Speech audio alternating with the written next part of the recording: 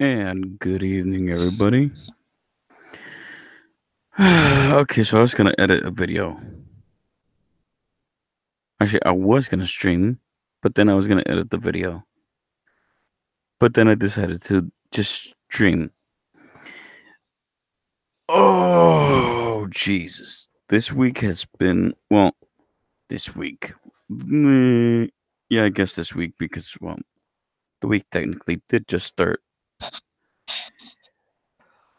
Oh boy. Jim, Jim, Tim Pool, Jack Dorsey, Joe Rogan, and a distraction streamed. When was it? Monday, I believe. Oh boy, was this a shit show. First of all, yes, I know she has a name, but I don't think she was there really to prove anything herself, except for, well, quite frankly, she was there because Jack needed the virtual signal.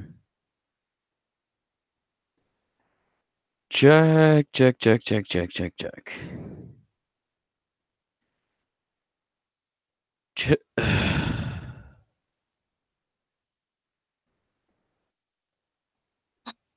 Jack Dorsey went on to the Joe Rogan podcast to do a follow up on a previous interview that he had with Joe Rogan. Well,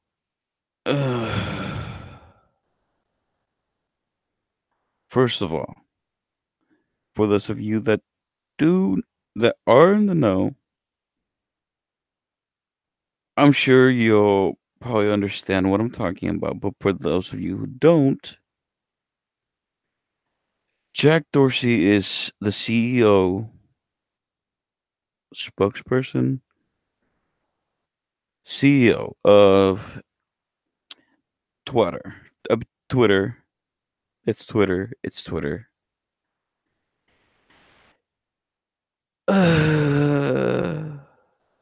He went on to talk to Joe Rogan about the stuff that's been going on with Twitter, the bannings, the over the media bias, over the policy bias over at Twitter. Now, I have no problem with Jack. I have no problem with them setting policies. I have no problem with Jack being biased. What I do have a problem with is him lying about what has been going on. And to some extent, I realized that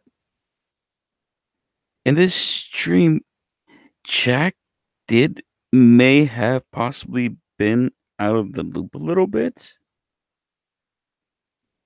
but I'll get into that part a little bit later. Now, he brought on this lady. Hold on, let me find her name because Jesus, this lady is, just say that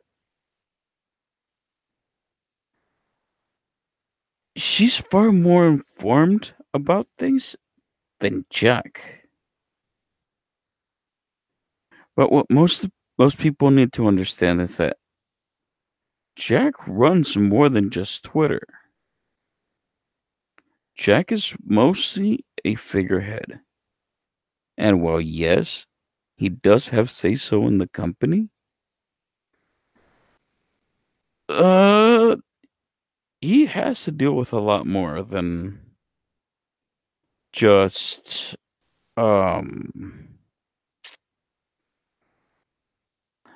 Twitter. He has to deal with Square and oh, I forget the name of the other thing that he runs. Think he also does for Periscope and some things. But yeah, not the point. The point is he doesn't only deal with Twitter. However, this lady does.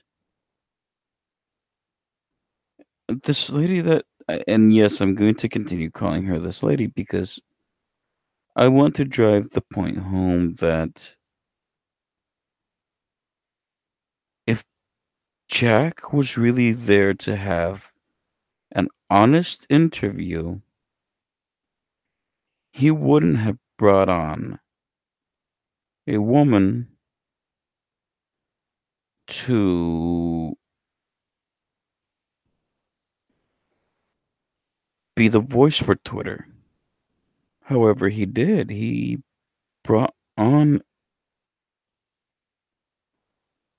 Now, she's pretty much the person who is in charge of policy and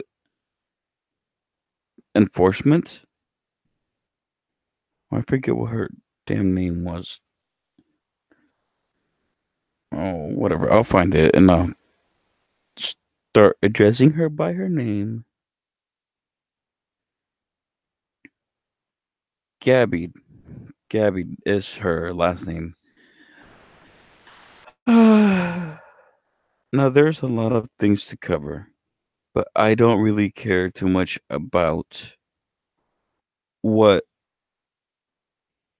most people do. Now, most people have already covered the fact that, oh, well, what about the Sargon thing? Well, what about the Alex Jones deal? What about this? And I don't care. I'm not gonna beat a dead horse. What I want to highlight is something very interesting. Now, Jack could have, as I said, come on the show on his own. He could have brought people on, anybody else that knows even more than this woman does about what's going on. And now I understand that she is the head of the department that takes care of policy and enforcement. But her answers, her replies to the questions that Mr. Tim Pool asked, and for those of you who don't know who Tim Pool is, Tim Pool is an independent journalist who has been working. He's he's been working around social politics, economics, and things like that for a while now. He does excellent work. I've mentioned him several times before in this in this well, yeah, in my streams. And I'll leave a link to his channel in the description because I think he is someone to be followed. He really, really, really is someone that I believe has a very interesting perspective on things. Now, Tim, considering what he was doing, Tim held his own. However, I do believe that he was a little bit unprepared for some things. But considering he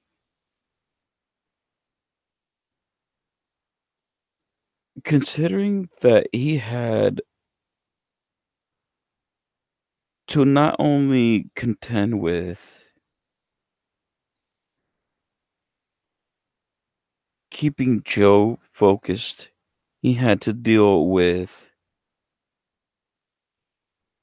two people who were actually against him. And this lady actually,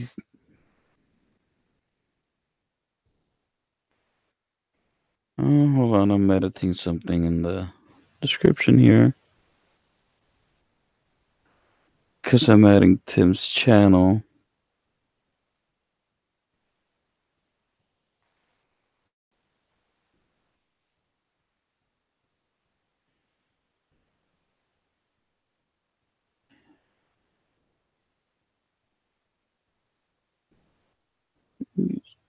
Okay.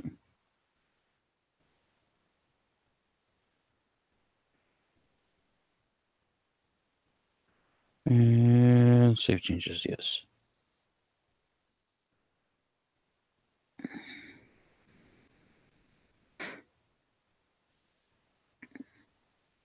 All right. Now back to the topic. Now, I think Tim was the right person for this interview. Despite what many people think, Tim actually is the right choice for this interview. And especially for Twitter. And hopefully he gets to do more of these interviews with more high profile people. Oh god, I hope he does them for Google and YouTube. Now, if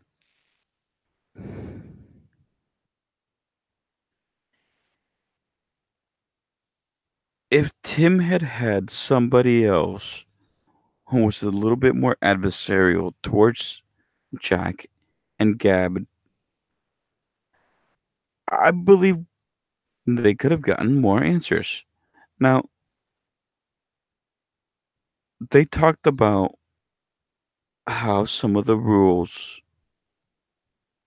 were being applied unevenly, which is true. And Tim did an excellent job at pointing out every single chance that he got that Jack and most of Twitter, if not all, has a liberal bias.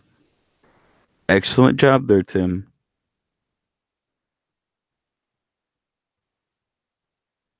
He pushed them on that repeatedly. Almost every topic that they covered, he pointed out their biases. And now, well, yes, Jack does admit that they do have a bias. They still refuse to admit that they don't enforce rules evenly for everybody. It's really a shame that even by Jack Dorsey's admission, liberals are stuck in their own echo chamber, their own social bubble. And Jack cited a research done by them that yes, conservatives follow everybody, and more left leaning people tend to follow, well, only left leaning people.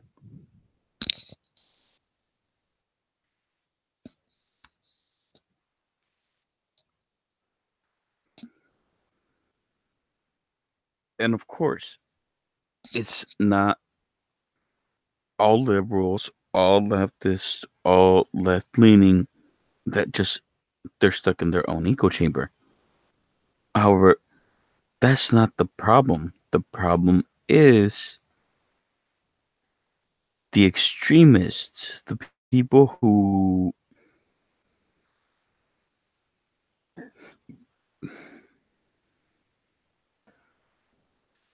I'm sorry.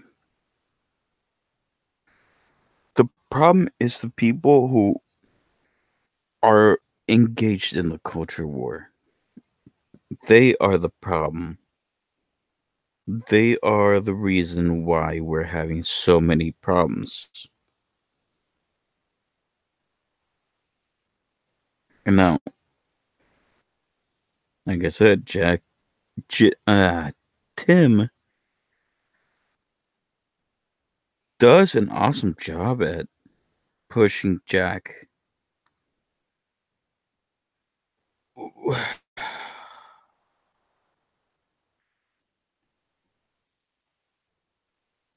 My frustration is with this woman that was with Jack. Now, if she'd let Jack answer more questions, a lot of things would have been answered a lot differently. Which let me now is when I explain what I mean by distraction. Look, Jack could have gone on his own, but he brought someone in who obviously knows the topics that were going to be covered. This woman was pretty much the one going toe to toe with Tim, not Jack. And now, yes, admittedly, yes, Jack and Joe both got their questions in and their statements in. But for the most part, this conversation was between Tim Pool and Gavin,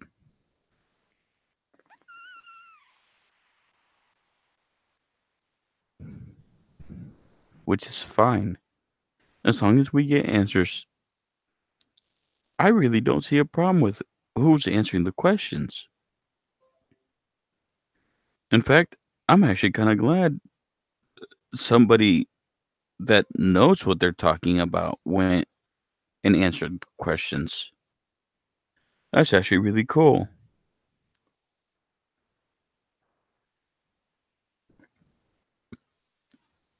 because we in this interview we had more answers than in previous interviews with Jack. I believe he mentioned he went on the Hannity show, which hey, Jack's trying. Someone mentioned, I forget who it was, that Jack's rounds of interviews were probably his idea, which I believe is very true. I don't think Jack is exactly prepared for the questioning. I don't think Jack seems to me like he's a little introverted in a sense because he didn't want to answer certain questions. Now, one thing stuck out to me that they kept every everything Tim asked. Oh well, this depends on the context. The bannings depend on the context.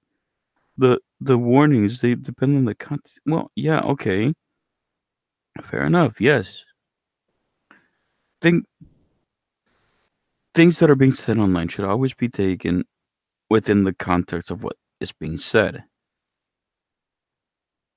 because they mentioned I forget what she was, a tennis player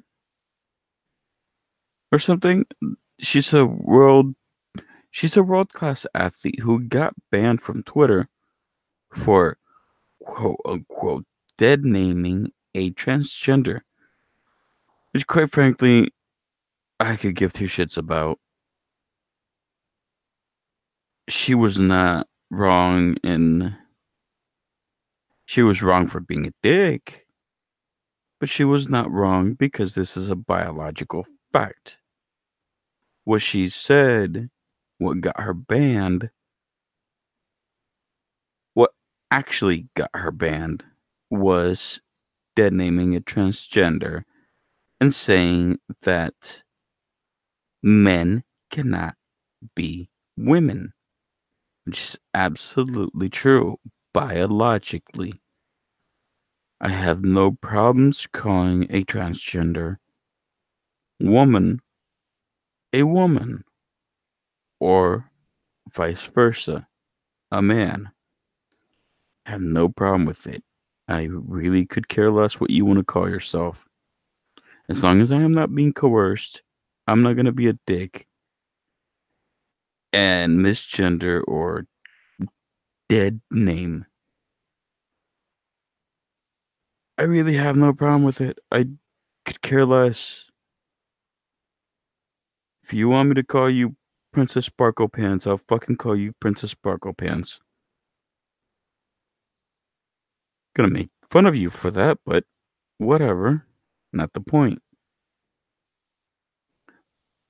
But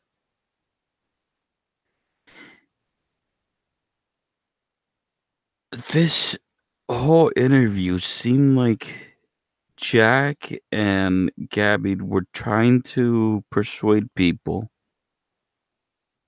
to come over to their way of thinking and letting Twitter, well, pretty much police thoughts, which not something I'm a big fan of because, well, I'm pro Second Amendment, First and Second Amendment. I'm sorry.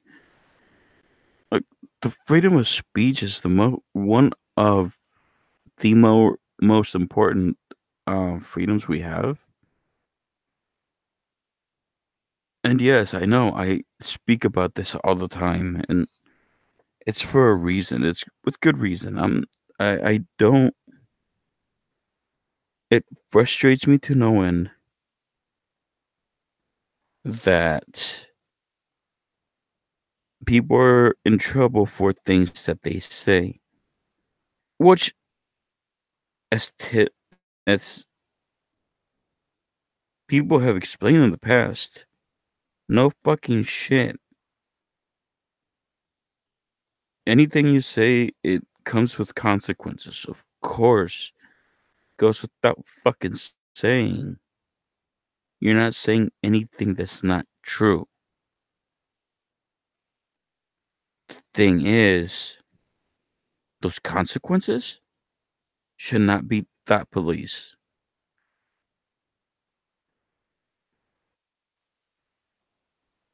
Ugh.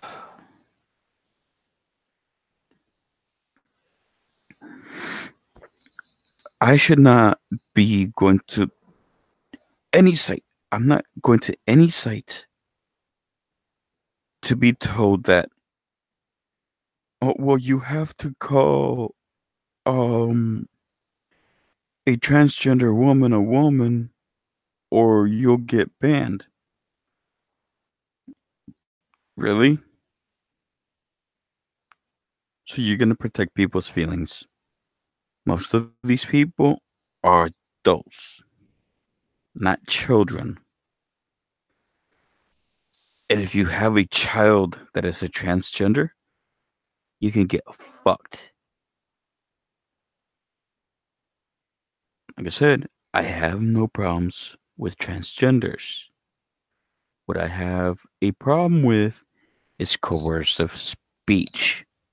Coerced speech.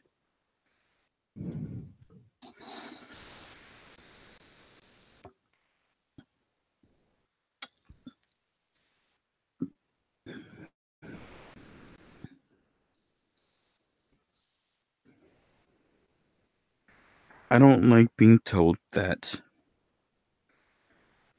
because of the way I think, I have to I have to walk on eggshells every time I speak because, well, I might insult someone. Yeah, um, kind of happens on the day to day. Not the nicest person, I'll admit that. But eh, most people really aren't nice. And you don't have to be nice. You don't have to be nice to anybody. That's something that's just like respect. You have to earn that. And sure, I'll be nice. Even if I don't know you, that's fine. But when you were telling me that I have to, I don't know, s- be polite because I don't know, a a reporter gets insulted because you told them to learn to fucking code. Yeah, um I guess Twitter doesn't realize that learn to code is something that, well, journalists started. This is a meme that they started. They just can't handle it because they're the ones being told to learn to code now, not the coal miners. Don't like when the shoe is on the other foot, do you guys? Pussies.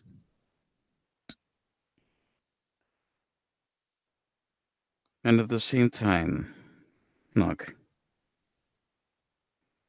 conservatives, I see a lot of conservatives crying that, oh, well, it's only conservatives getting banned. It's only conservatives. It's only us.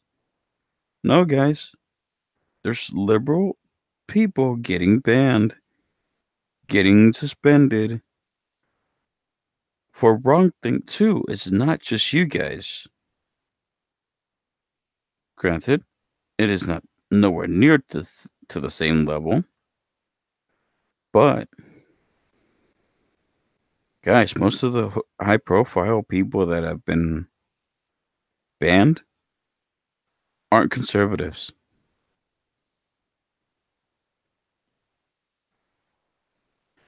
Sargon of Akkad, not conservative. Eh, he may be a little bit right of center, but I wouldn't call Sargon a conservative. Milo Yiannopoulos, not a conservative. Alex Jones, yeah. I really doubt he's a conservative.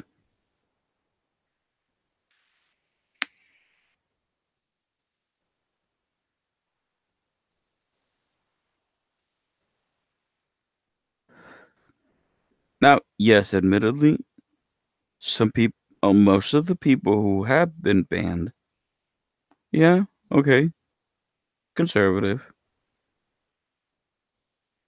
But, I mean, guys, come on. Gavin McGinnis, not conservative. He may be just a little bit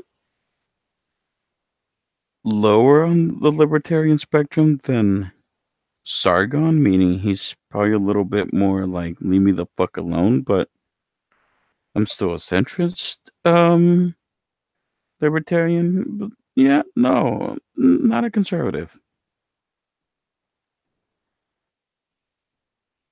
And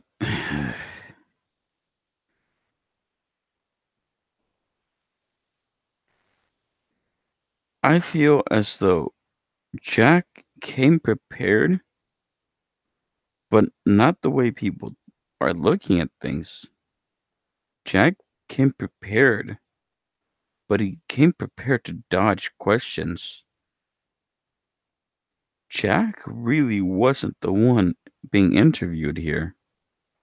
And for a while there, for kid you not, for a good 10 minutes, the conversation was only Tim and Gavin,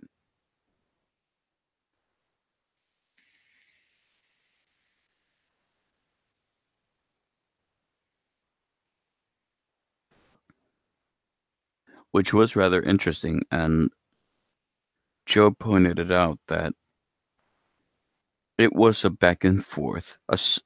I'm talking about there was no pauses. It, it was there was no pauses between what Tim and Gavin were saying and asking each other and telling each other. Tim asked questions, she replied in kind. She asked a question, Tim did the same. It went on for a good 10 minutes at least. Jack did answer a few questions, but he was evasive. He was very evasive, even more so than when he was at the Supreme Court, I believe. Was the Supreme Court or at the hearing with the Senate? It was one of the. It was some. It was a high profile interview that he did with politicians. And now a lot of questions were answered. A lot of people aren't looking at the information, or well, at least they're not presenting the information as it having very many answers. Like I said, these guys were hell bent on shoving down our throats that context matters, context matters, context matters. When the bannings that they mentioned, yeah, context did matter. And the context of what was being said was not being presented. And even when it was being presented, they always found an excuse. Oh, well, but this, but that, but she, she was being mean, but she started it. Well, but what was being said, some people you just can't argue with. And now, hey,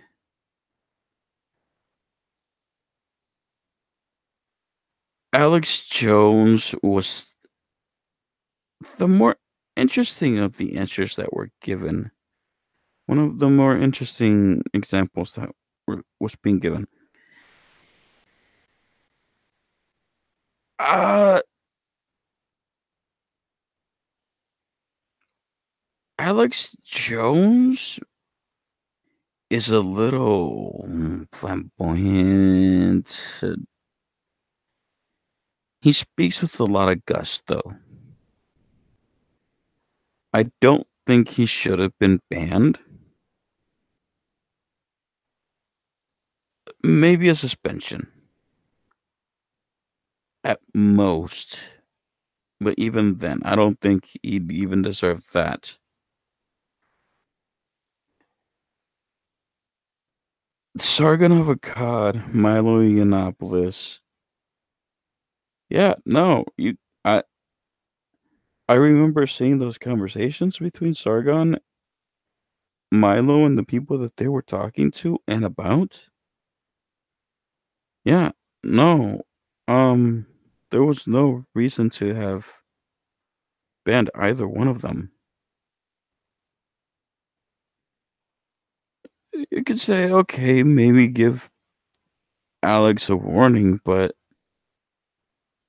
Sargon, Sargon's a dick. Sargon's a troll. You really shouldn't take him too seriously.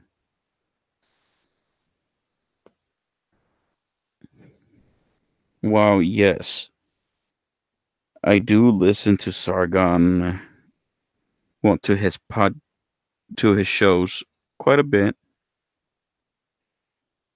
and I strongly disagree with Sargon on a lot of things. Yeah, no, Sargon didn't deserve to be banned from Twitter. Neither did Milo Yiannopoulos.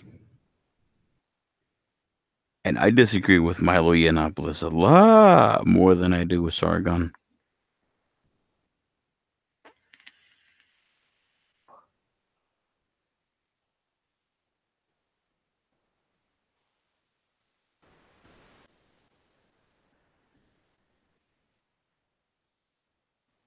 It seemed to me that they were so focused on keeping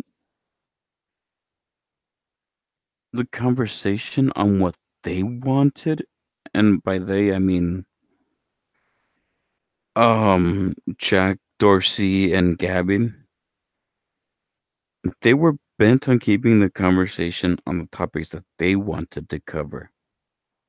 They wanted to control the conversation, which is why I think Tim was and was not the right person to be there, or at least by himself. They really should have brought somebody else on. Some people suggested Ben Shapiro. Uh, I don't think Ben would be the person to be there. I think Dr. Peterson would have been a far better choice. But then again, Dr. Peterson is not an interviewer. And quite frankly, neither is Ben, guys. Ben is learning to interview people himself. He's not really someone to be pushing people's buttons. Dave Rubin would have been a far better choice. And I'm talking about someone who's still pretty fairly left leaning. He's not really a conservative either.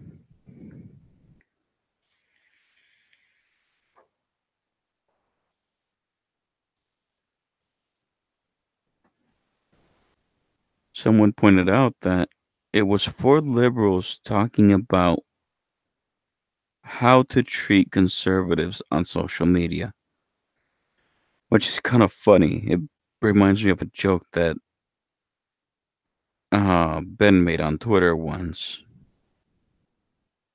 So I believe it was Christmas or Thanksgiving. Ben made a joke about how it was Christmas.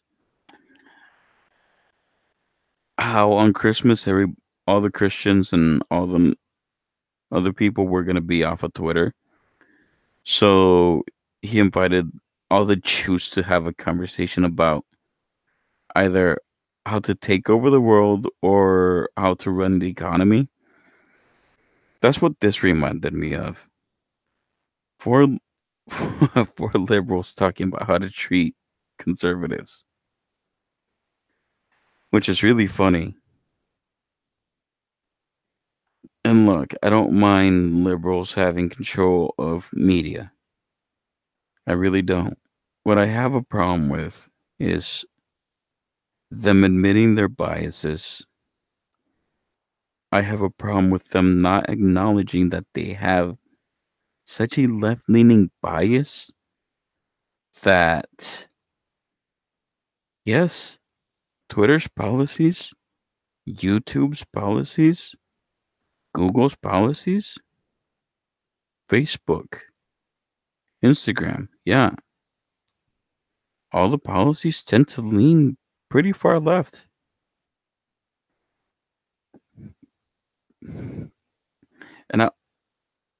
I'll address this here because it's something that bothers me quite a lot. Tim, Tim, Mr. Beanie. Hate speech is free speech. There's no need to make a distinction. It is one and the same.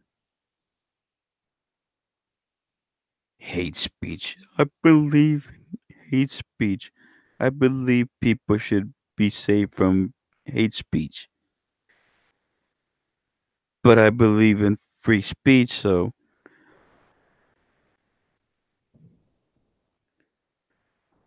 Oh, look, I got a message.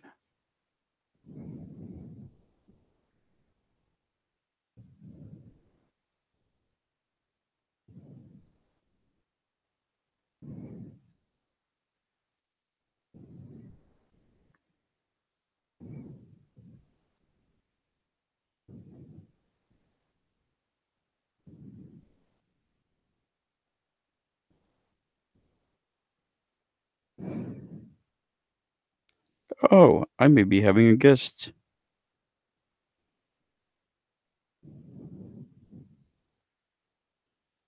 Which is good because I really do need somebody to keep me in line with the conversation.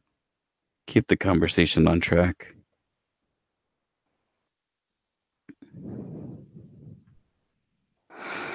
And to help me feel better. Mostly just to keep the conversation on track. But yes, on stream.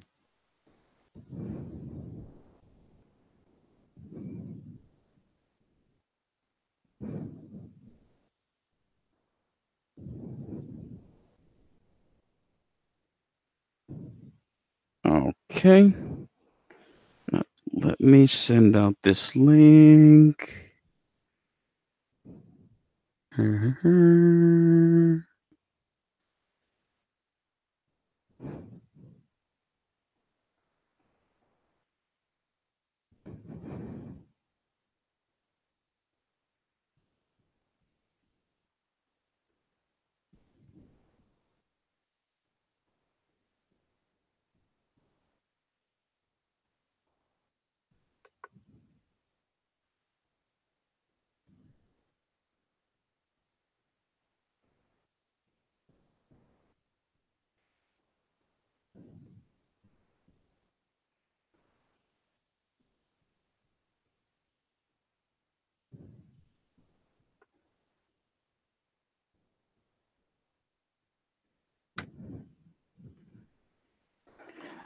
All right. While we wait for Mr. RJ to jump in.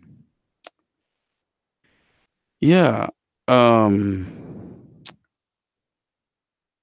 so that was something to get started.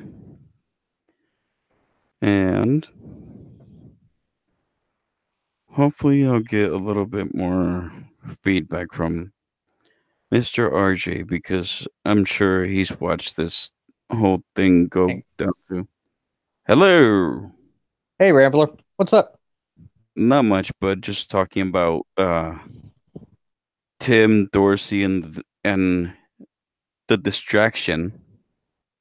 Oh, you mean You mean the Twitter execs on Ja- Joe Rogan's podcast?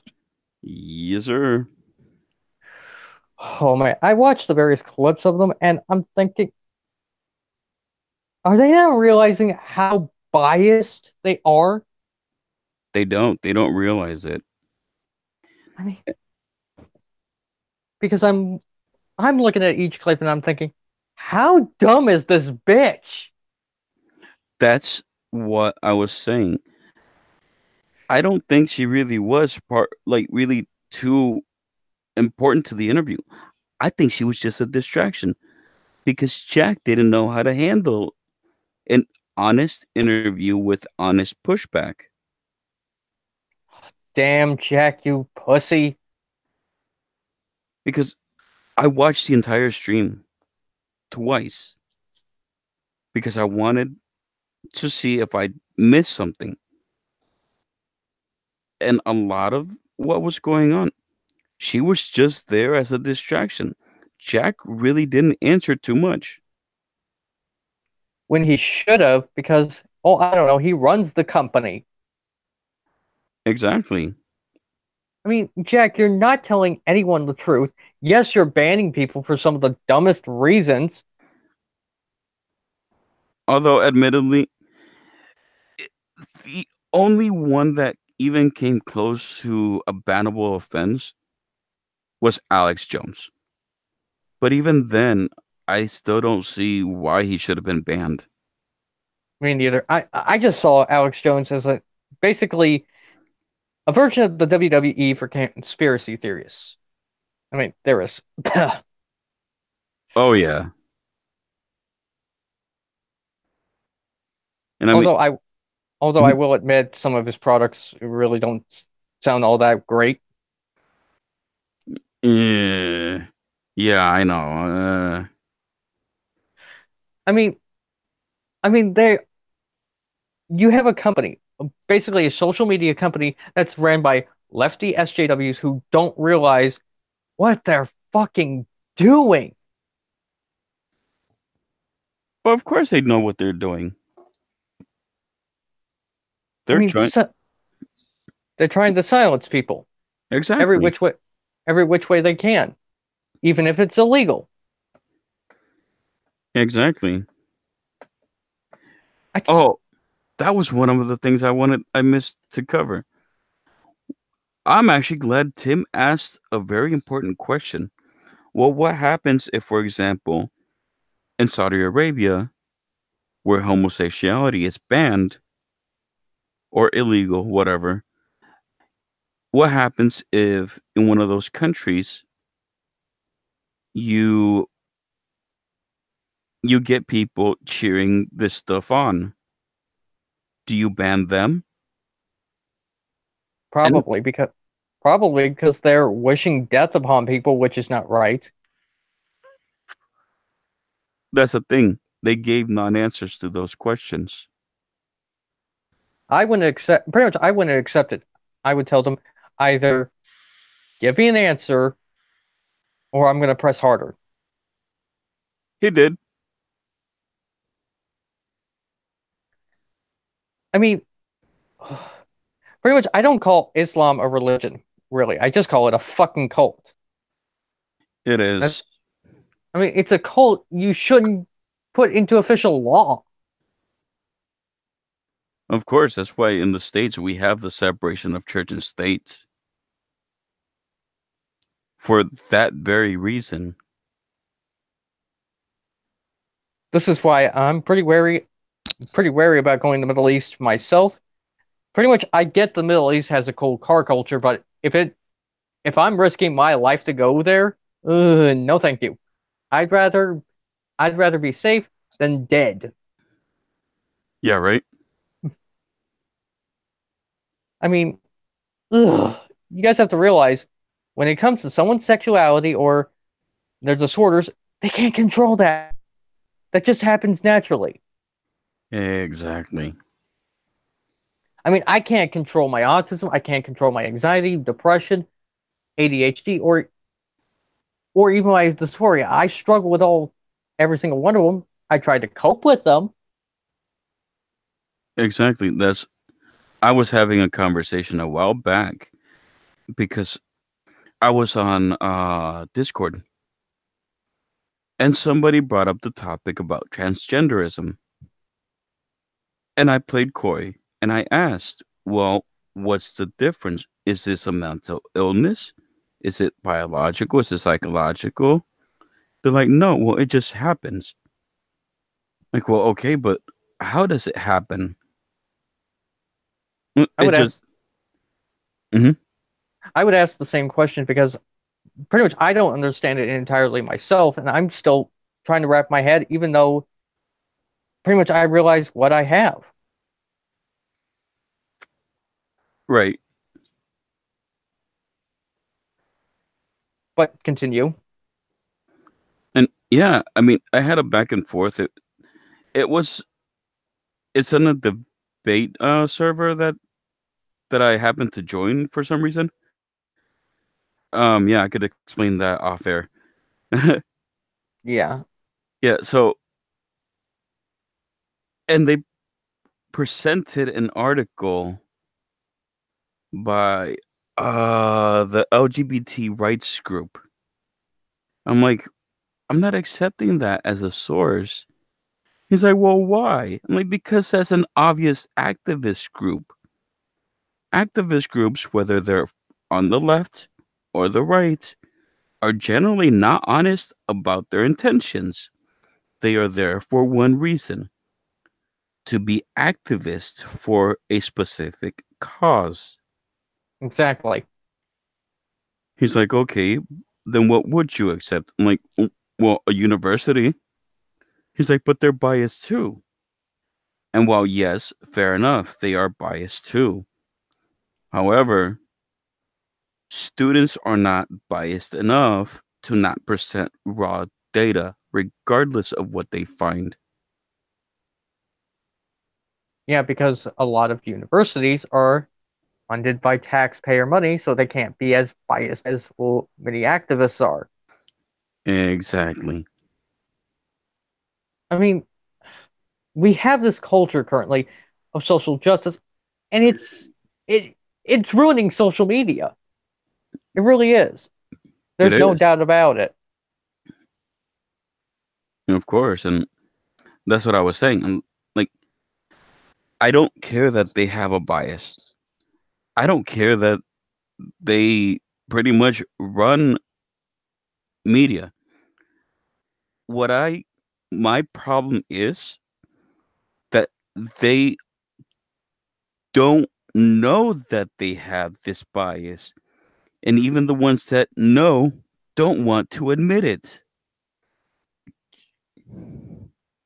Unfortunately, that's the truth.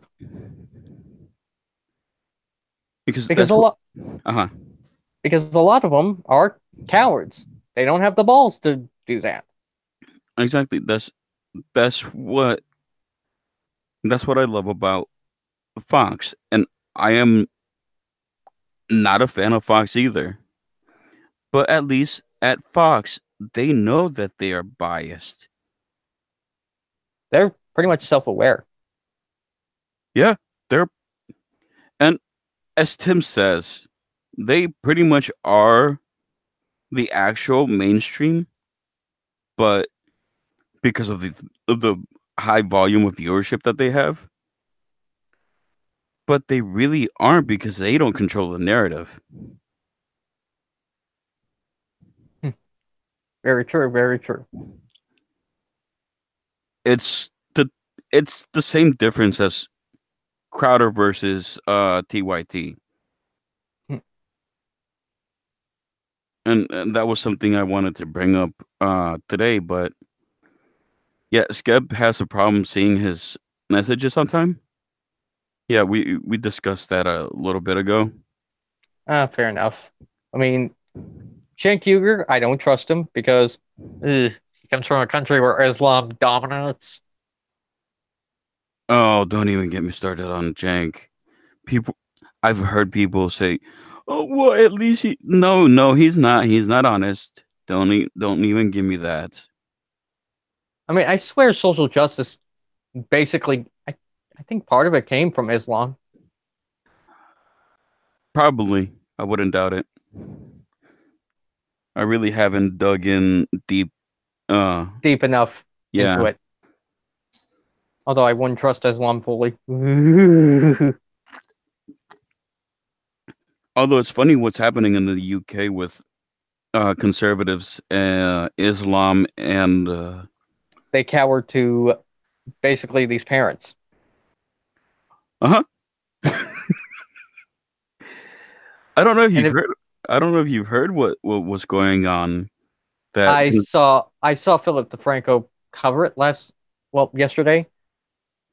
yeah, the conservatives and Islamists have been banding together against social justice. I'm when like, when it's kind of funny because well, pretty we much told you social so. because social justice, it can exist on both sides, no matter what. That yes, that's the thing. Like social justice. Well, yeah, it's not that we have a problem with social justice. The problem is the methods. This is what I try to get at in my streams. It's not that I have a problem with transgenderism. I don't have a problem with homosexuality. I don't have a problem with a lot of what social justice is. I have a problem with the Their methods, methods. Exactly. Like, which mhm.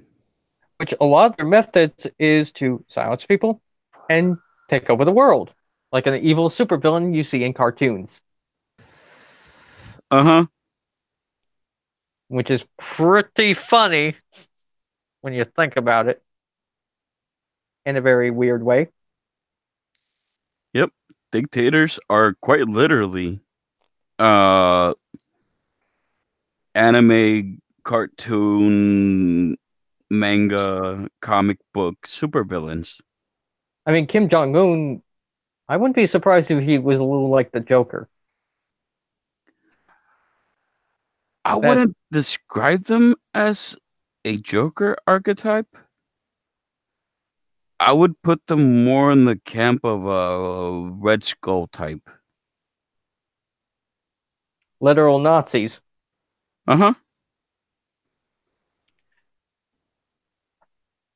And a lot of the time when I see these people call their people they don't like Nazis, they don't realize their side actually started the race. Their side started the Nazis, even the Ku Klux Klan, for Pete's sake. Exactly. And I believe it was Tim Pool himself who brought this up today or yesterday, I think, that they don't realize that this is racism to the opposite extreme. Very much so. I mean, this is history repeating itself. We're seeing a it's like seeing a repeat of the 60s, what Martin Luther King Jr. went through, Yep. which I don't wish on anyone. But when you do it towards the people that are starting to be in the minority, like me, it doesn't make you any better. That just makes you a hateful bigot. Uh-huh.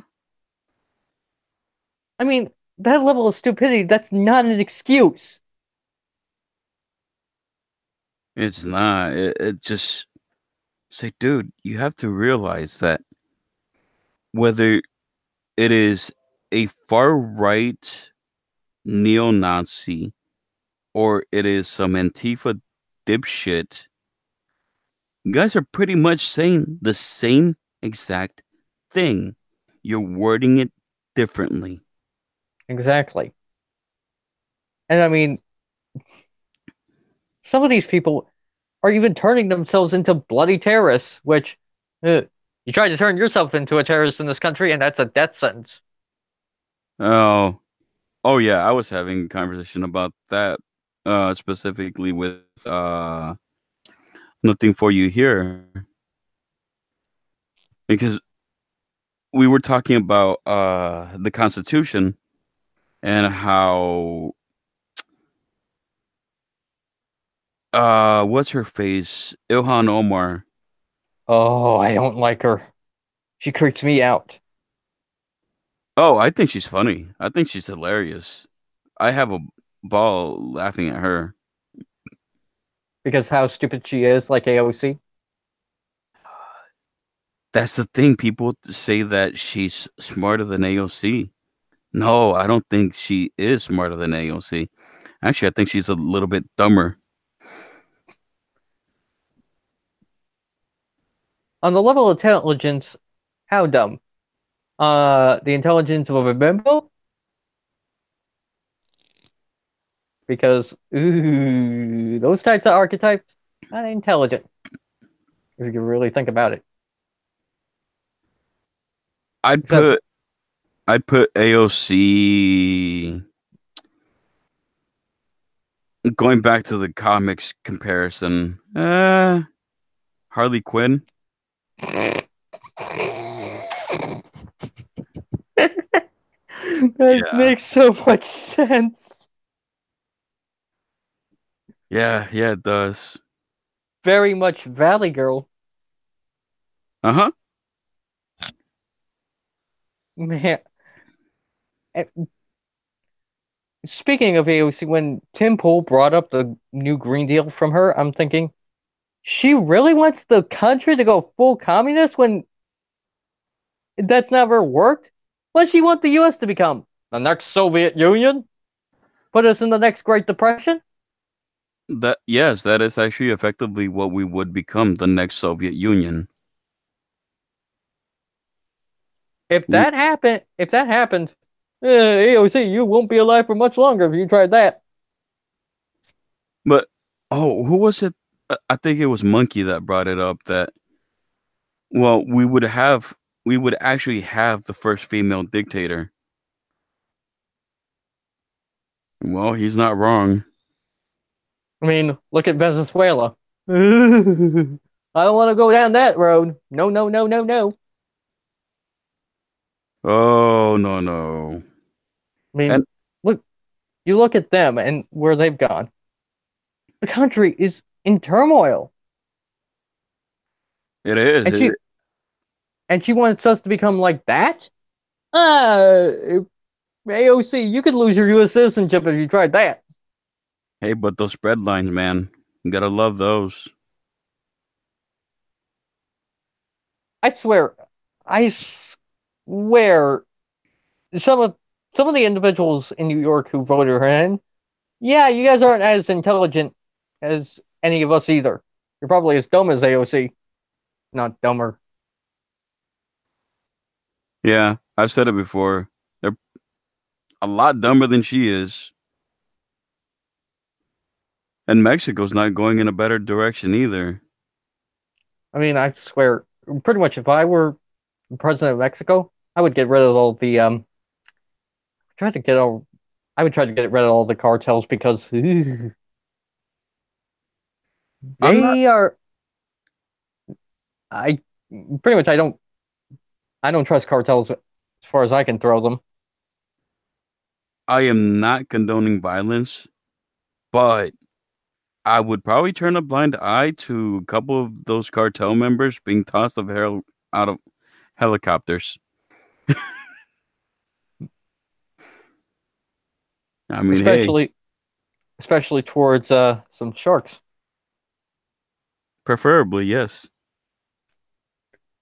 Actually, Mexico has piranhas.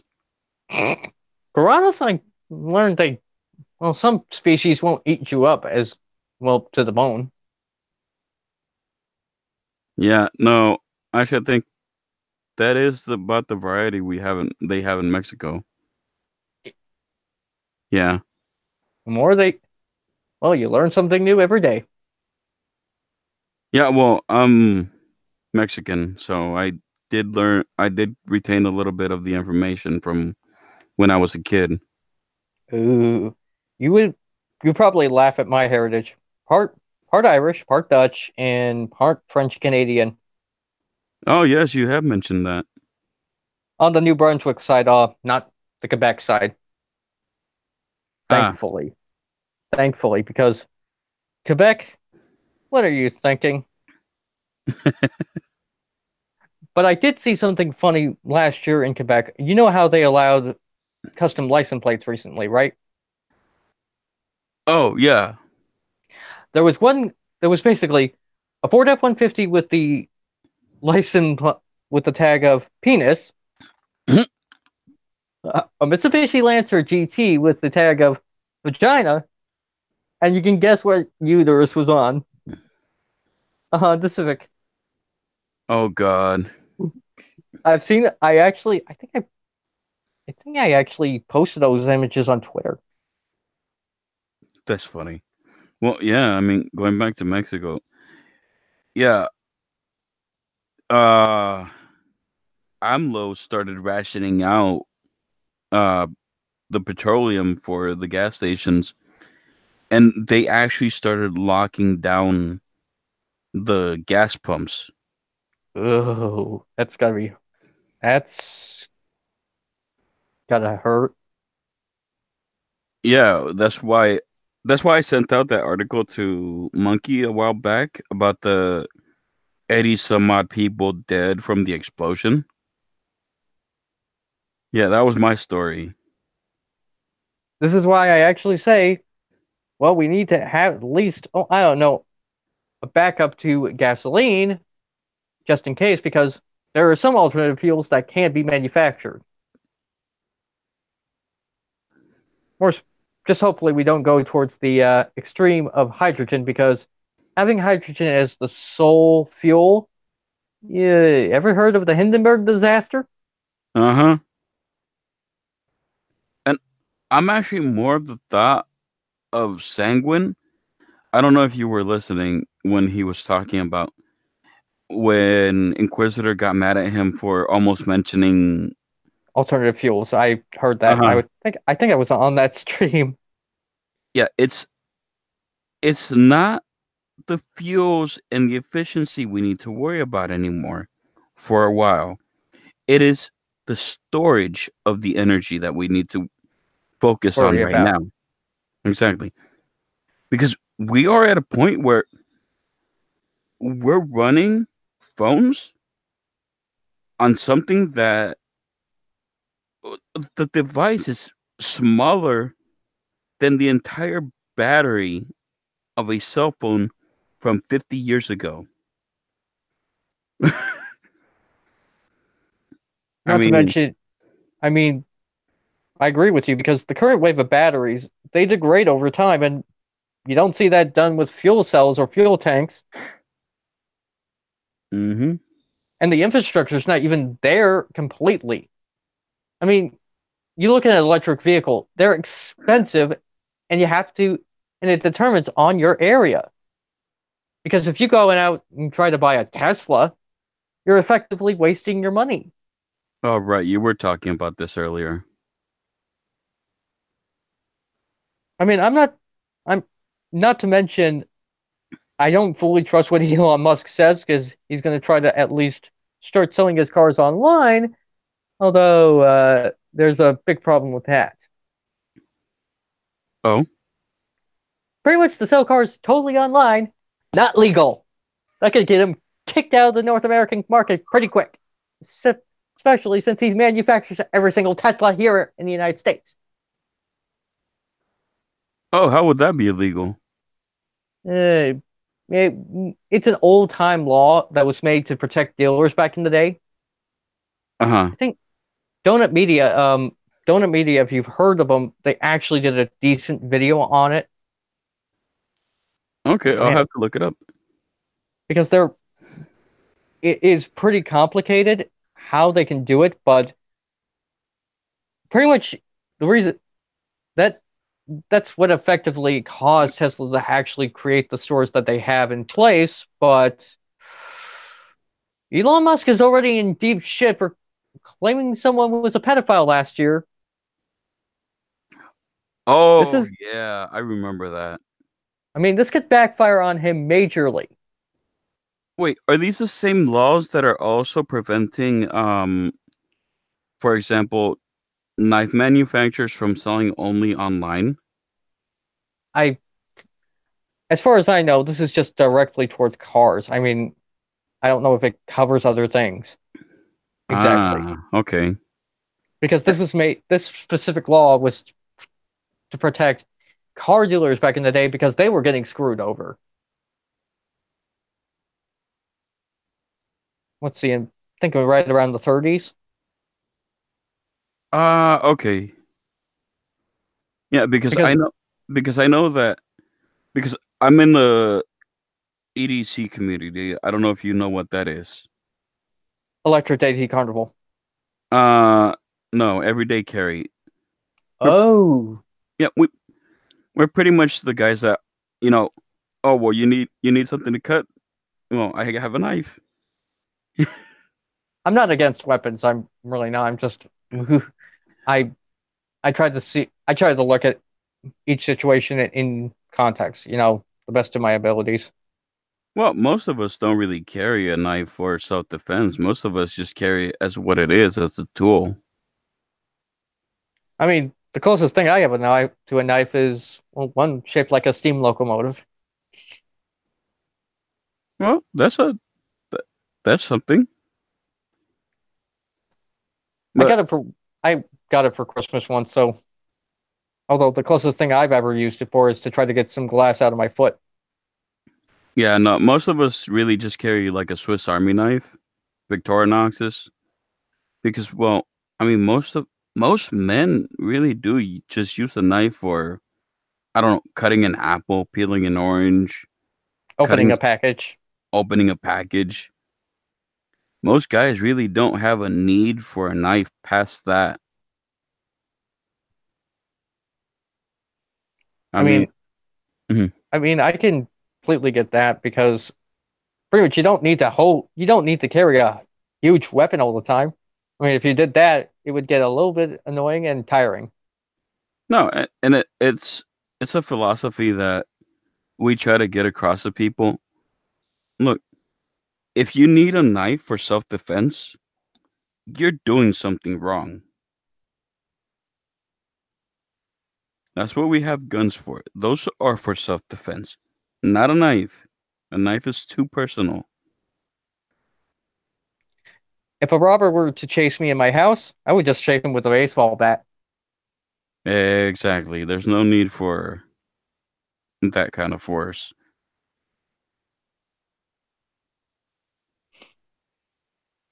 I mean, while we're on that topic, it's like what something that pisses me off is this whole stupid thing that, oh, well, you shouldn't tell women to have to carry a gun. Well, no, I'm not saying that they should have to carry a gun. I'm saying that if they need to, they should. Because you don't know who's out there. Exactly. I mean, there's serial killers out there, rapists, well, just crazy people. Although, don't use it to, don't use your weapons to threaten people online like vegan gains. Ooh. Oh God, that retard. Pretty much, if you're wondering how he got banned back in 2015 from Twitch, you can thank me for that. Oh, is that why he got banned from I know he got banned from Twitch. I just didn't know why. For threatening to kill Daniel Sulzbach, which, yes, he eventually apologized for. He's trying to redeem himself. Oh, I think I watched the video on that. I mean, I can't hold that against Richard forever. At least he finally apologized, which, eh, at least he's trying to learn how to be calm and not be a complete psychopath. I mean, Richard, Richard, you mean vegan? yeah, his full name is Richard Burgess. How do I know this? I've looked up his username on Facebook in the past, and it Yeah, came up with, yeah. Hasn't he pretty much been completely doxxed? yeah. I mean, it's not like guys, you're listening. We're not doxing him. He's already been doxxed. I mean,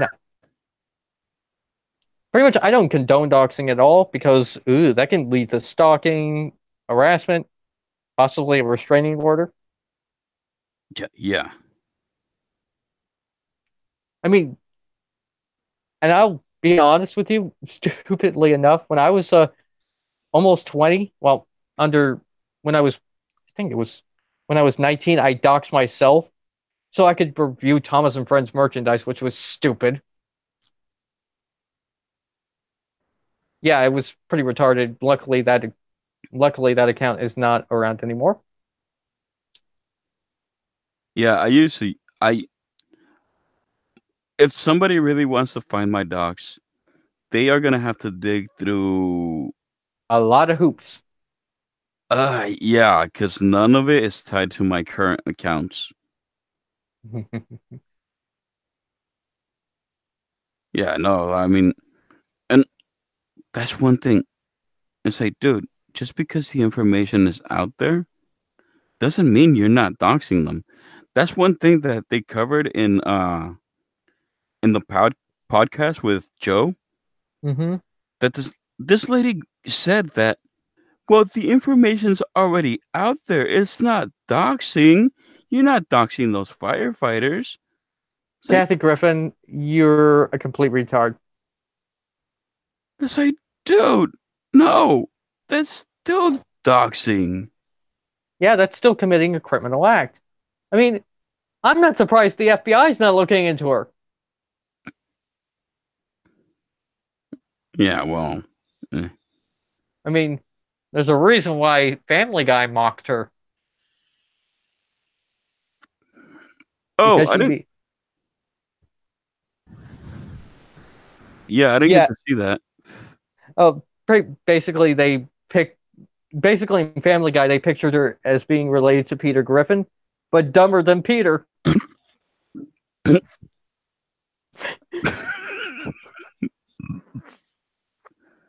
Ow, you just made me spit my beer back into the can. Sorry, sorry.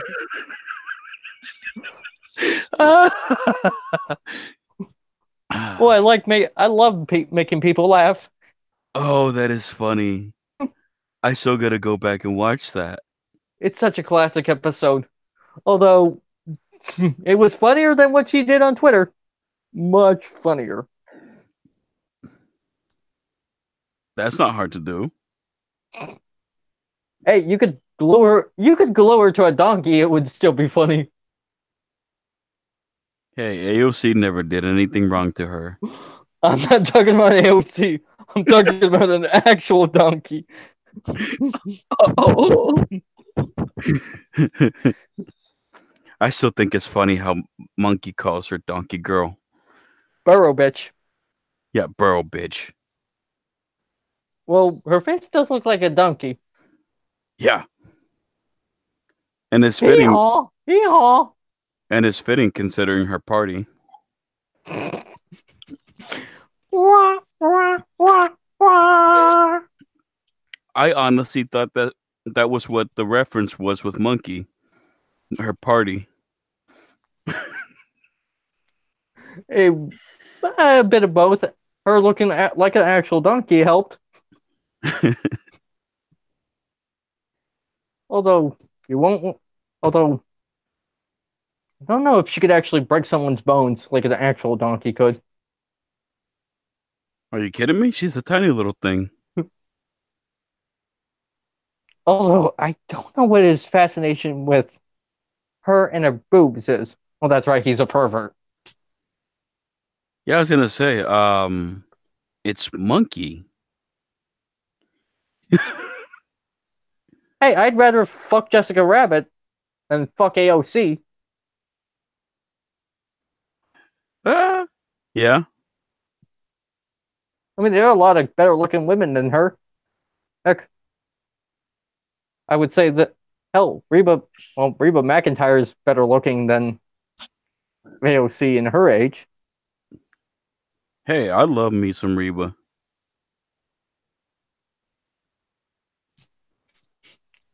I mean, AOC, I'd rather just mock her and compare her to a AMC Gremlin. I'll take Sarah Palin over AOC, and Hey, that's I would take, uh-huh. heck, I would take, well, actually, I would rather take Jimmy Carter over AOC. Yeah, I'll take AOC. Thank you.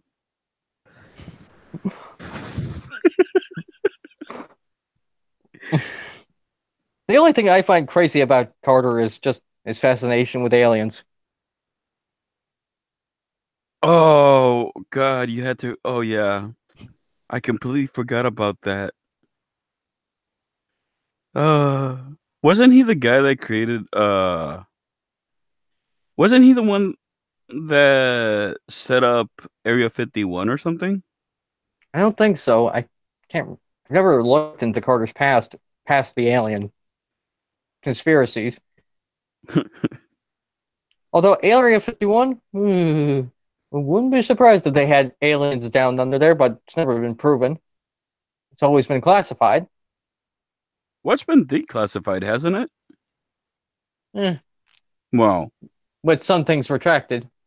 Although I pretty much there's some things that the government will never admit to, like which, ever. yeah, which quite frankly, I don't blame them for not disclosing certain information. Like who murdered JFK? Actually, I would like to know that. Essentially, if Lyndon Johnson ordered it, I'm thinking, you mean the guy who called his dick Big Jumbo? Big, oh God, that's true. He did, didn't he? Um, if he actually did that, ooh, that's creepy. Big Jumbo. I mean, JFK, he struggled with a lot of illnesses in his day. Hey, if anybody was overcompensating for anything, it was definitely Hoover. I mean, I mean back then, hiding your sexuality, that was tough. Well, it was a bit of a requirement too. I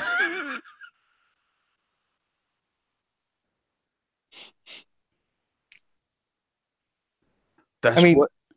Uh-huh. I mean, when you look at conspiracy theories like that, you have to wonder what was going on in their heads. And when you look in their heads, I'm thinking, I don't want to know anymore. Yeah, right. I mean, some of them have the weirdest minds. Like Hitler literally believed in alchemy. Like he genuinely wanted to expand the study of alchemy. I'm like, wait, what? Why? I think he just, I just think he was, I think he was, I just think he was struggling with a mental illness, in my opinion. Yeah. I mean, he didn't create the Nazi Party, thankfully. He just adopted it. Oh, yeah. Although, I do have a bit of funny thing about Hitler. He was actually mentioned in the story of the Volkswagen Beetle, and when pretty much they actually the host James Pumphrey he actually mentioned when you honked the horn, it sounded like Adolf Hitler saying 999 That's funny. because essentially the Beetle was a knockoff of one of Tatra's cars, so it kind of made sense that the horn would sound like Hitler. Yeah, right. Oh, monkey streaming. Monkey Bunky. Yeah. Ugh. I mean, this morning I was watching Blind Press stream with Skep. Oh, I love Skip. I think out of all the minions, him, Prospero, and Sanguine are my favorites. And Reject. I mean, pretty much the reason why I one of the reasons why I started watching Lords of the Night was through Mundane Max recommendation, but as time went on, I enjoyed Lords of the Night more than Mundane Matt's own content. Oh God, Mundane Matt. Well, Sorry gets. if I brought it up just for context reasons. Oh no, I get it. Oh God, Mundane Matt. I The have SJ the I SJW I was a moderator for. I have watched his content, and don't get me wrong. Overall, he's not a bad guy. He's a dipshit, He's an idiot. but he's not really a bad guy. He he's just He a just whole bunch of cringe now. unfortunately, and he needs to stop feeding the trolls more often than he has has been over the years. Oh, I know.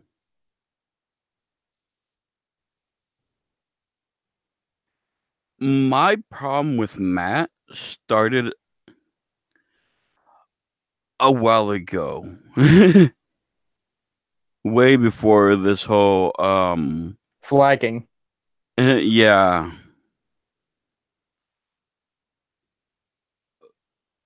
It I was a mean, uh-huh. I mean, I get where you're coming from. I mean, there's a reason why he was mocked and parodied so much.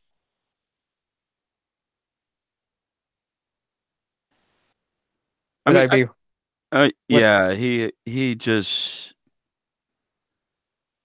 his take on a lot of topics was like, "Wait, no, dude. That's not how things work." I mean, one of his videos, he defended a literal pedophile, and I'm thinking, Matt, what are you thinking? Yeah, that was one of my problems with it. I mean, you defend the pedophile. Ugh, you're getting into the territory you don't deserve to breathe my air. Yeah. Because seriously, Matt, Yeah. that's that's not a good way to look at a certain situation. Yeah. And that's the thing. Like I have my disagreements with a lot of the streamers that I watch, including Monkey. Like I get Monkey is a small L libertarian, and that's fine. My because I'm a little bit more left than most people that we listen to and watch. Mm-hmm. Not left, I mean right. Yeah, because I pretty much fall around the same camp as ANCAPs and monarchists. Mm-hmm. So yeah, I mean I kind of have my issues with Monkey, but I love Monkey. Don't get me wrong, but yeah, I'm more of the mindset of ANCAPs. Yeah, taxation in general is theft, but I would say I fall slightly more right, quote unquote, than Mm-hmm. even oh constitutionalists, because even with them, I don't think there should be as much government as even the Federalists. Mm-hmm. Because, yes, I mean, that's one thing that the left gets right. Yeah, the Federalists were wrong about a lot of things, but they were right on a lot more things than they were wrong about. Like, yeah, I get why the South decided to fight for states' rights. And I agree with Monkey. The South wasn't at war for slavery for the most part. That was just a minor part. It was almost a non-issue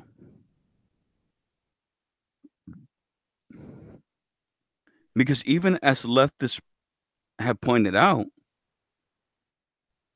slavery was pretty much dying by that time. I mean, there really wasn't that many slave owners, and even the ones that had more than the one house slave, they were losing money. I mean, it was just dying naturally. It it was one of the greatest examples of the market providing and the market taking it away.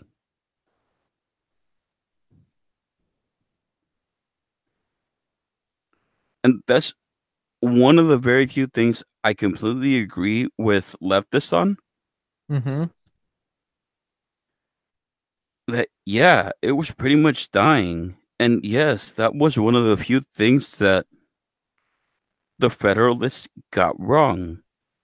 There was no need for government intervention to free the slaves. And don't get me wrong, I'm not pro slavery. I am completely against it. I think most people are. Yeah, I don't think there's enough people to say that, oh, yeah, well, some people think it's right. Well, no. Almost literally everybody thinks it's wrong. Even even Islamists think it's wrong.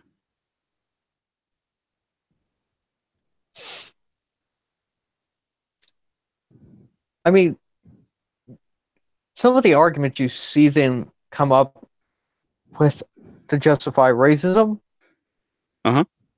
is pretty ridiculous. Especially even what you brought up about the Civil War. Hmm.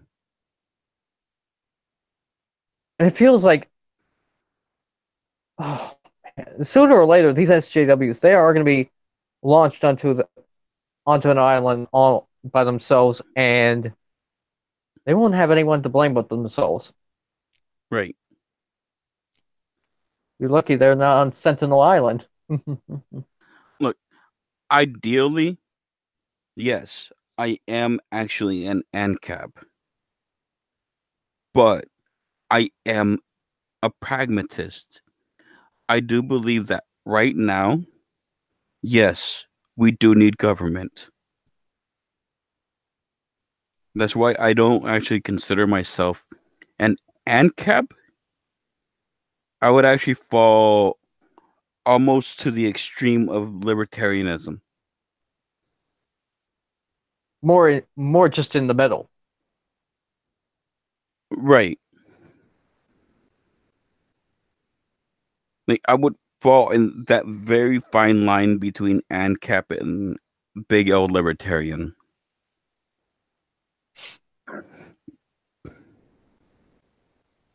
Because I mean, even to ANCAPs, libertarians are still a little bit conservative. I mean, pretty much, even though I've seen myself as liberal, pretty much socially liberal, I still have some values that are conservative. I mean, you're never going to get, I'm never going to totally get rid of those values. Right. I mean, there's always going to be, pretty much, there's always going to be, you're either in those issues or just in the middle. That's how it is. Yeah, and that's what neither the left nor the conservative right understands. No, most people actually fall, and this is where I have to disagree with Prospero. That she says that most people that it's too few people that fall socially liberal, fiscally conservative. No, I actually do believe that most people do actually fall right into that category because normies don't care. I mean, the Normal, normies are, they're basically as ignorant as anything. exactly. Like they really don't have an opinion in one way or another, but they know that they like to keep their money. They want to keep as much money as possible, but they don't give a shit whether you're gay, straight, trans, or Buy or anything. exactly. That's really where normies lie. I mean, a lot of the socialists that say they're socialists, no, they're just as many, they're pretty much greedy capitalists that are lying. Yeah, I believe it was actually Prospero herself that mentioned it. M- Most socialists are actually just cronies. Crony capitalists. Uh huh. And they're crony as fuck. including AOC. Yes, and that is something that I like to point out. Look, a lot of these socialists are not actually socialists. They're actually just crony capitalists. They're corporate fascists. That's what they are. They're not socialists because they don't fall in the same exact camp as Stalin. They do in certain ways, but they don't in a lot of others. Exactly. I mean, you could even say Hillary Clinton's like that. I would say that Clinton, both of them, fall a little bit further right and lower down on the libertarian than even Hitler.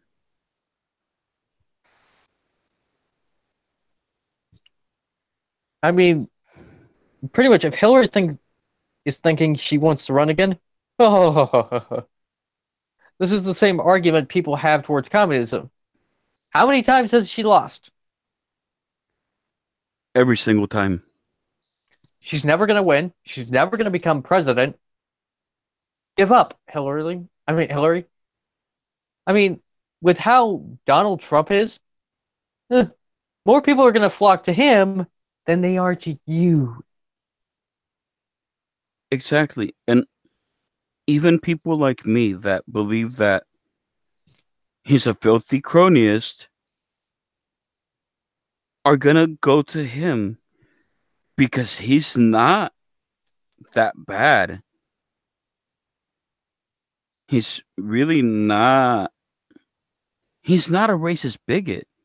The guy has actually given up a lot of ground that he ran on. I mean, that wall, he could have, he should have pushed further. He should have pushed harder on the shutdown and gone for a full 6 months, but he didn't. Why? Be- Because he's a bitch. Not to mention, I think he personally does care about his home country. He does. He has been talking about it for decades. I think it was Lennon he did an interview with. I think it was. I think he did a couple of interviews where he talks about pretty passionately about his country. He's been talking about it for decades, pretty passionately, where he says the American economy is going in the wrong direction. And it is. He's he loves this country. He's definitely not a conservative. I would say he falls actually right in line with something like a Temple kind of guy. More in the middle. Right. But his personality is far more libertarian than even Temple. I mean, pretty much he doesn't like the rest of us. He doesn't want a nuclear war. No, he doesn't.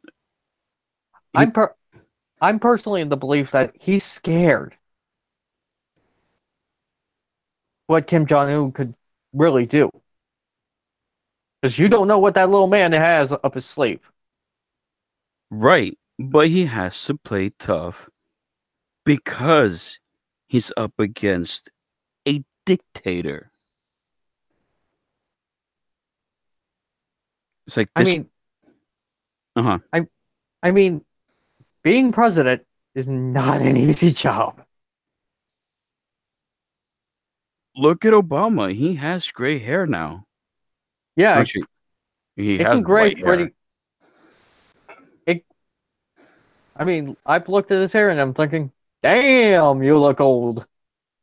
You measure the stress of of the man by the color of his hair.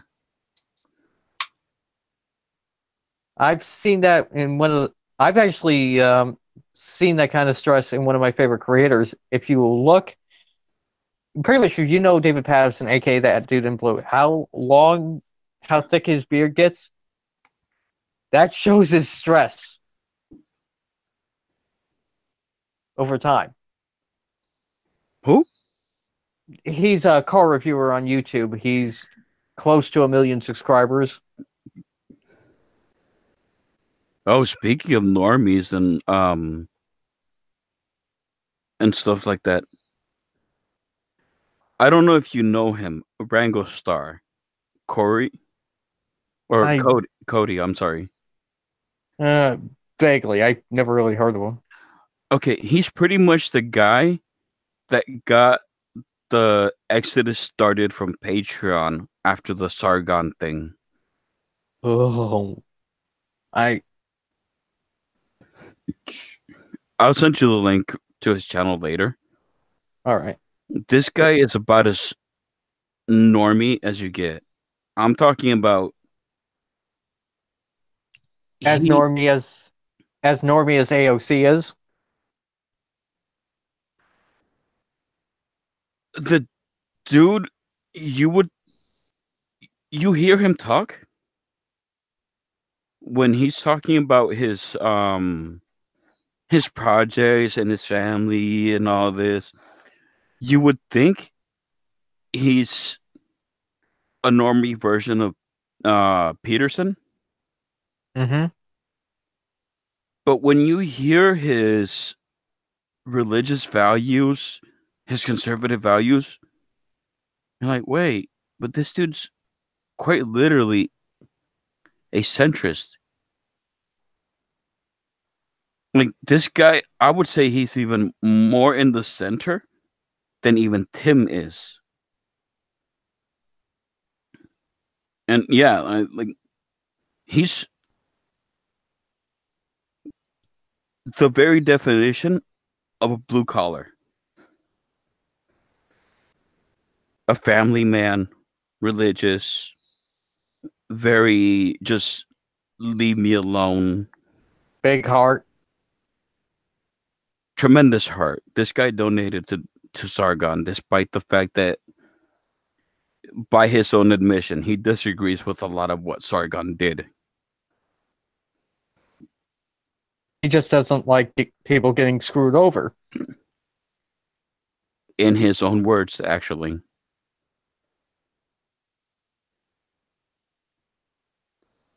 He did a reaction video of sorts to the Gillette commercial.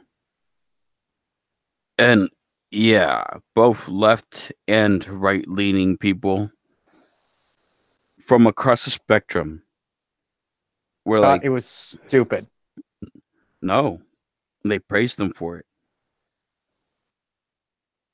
I'm talking about like this guy, he's the I say this about um Satsu too, because he's the normie I wish I still was. Like I love Satsu. He's an awesome guy. He's actually, like I said, the normie I wish I still was. I used to be just like Satsu. What changed me was a couple of experiences that I had through my life up until recently. Mm-hmm. Like I've had real life encounters with actual SJWs. Oh, but that wasn't fun. Oh. Well, I've mentioned it before. I was raised Mexican Roman Catholic. I am the very definition of anti SJW.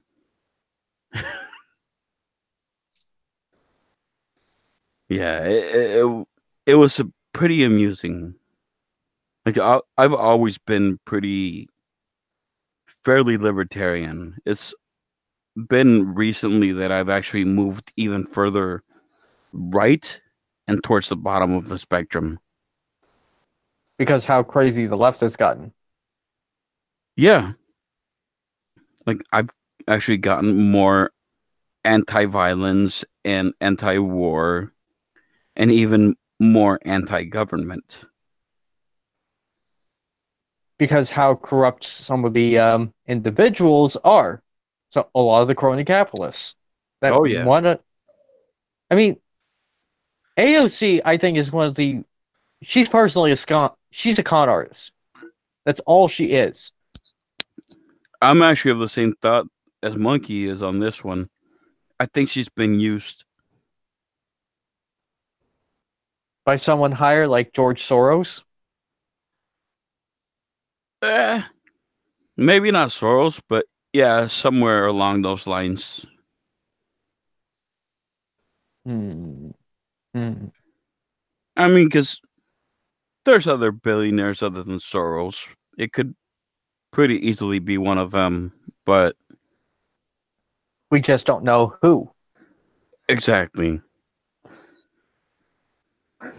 I mean, the conspiracy who is controlling her is very much like who killed JFK. We just don't know.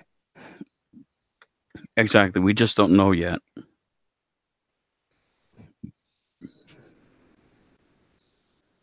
And personally, I don't think she. And personally, I don't think she should be in government because personally, she should try finding something else she loves to do other than doing this. Yep. All right. Do you mind filling dead air for 2 minutes? Eh, sure. I will be right back. Because I'll pull up the stream on my Xbox One. So, chat, what are you guys doing? Oh, just me get to the stream as quickly as I can. Ooh, oh man. Anyone looking forward to any events this weekend? Me? I'm just gonna be a little bit lazy. Hopefully not as lazy as Monkey. Monkey, lazy. I make myself laugh. See. Oh man. Wait a minute. Let's see. Rambler. I don't think I'm up to him. Am I?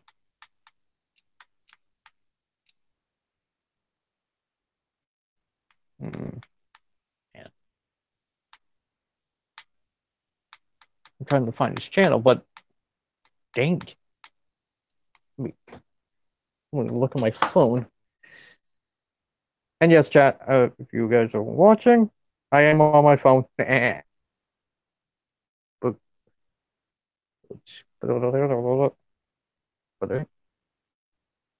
man, don't you love dead air? Or so is air actually dead? Hmm.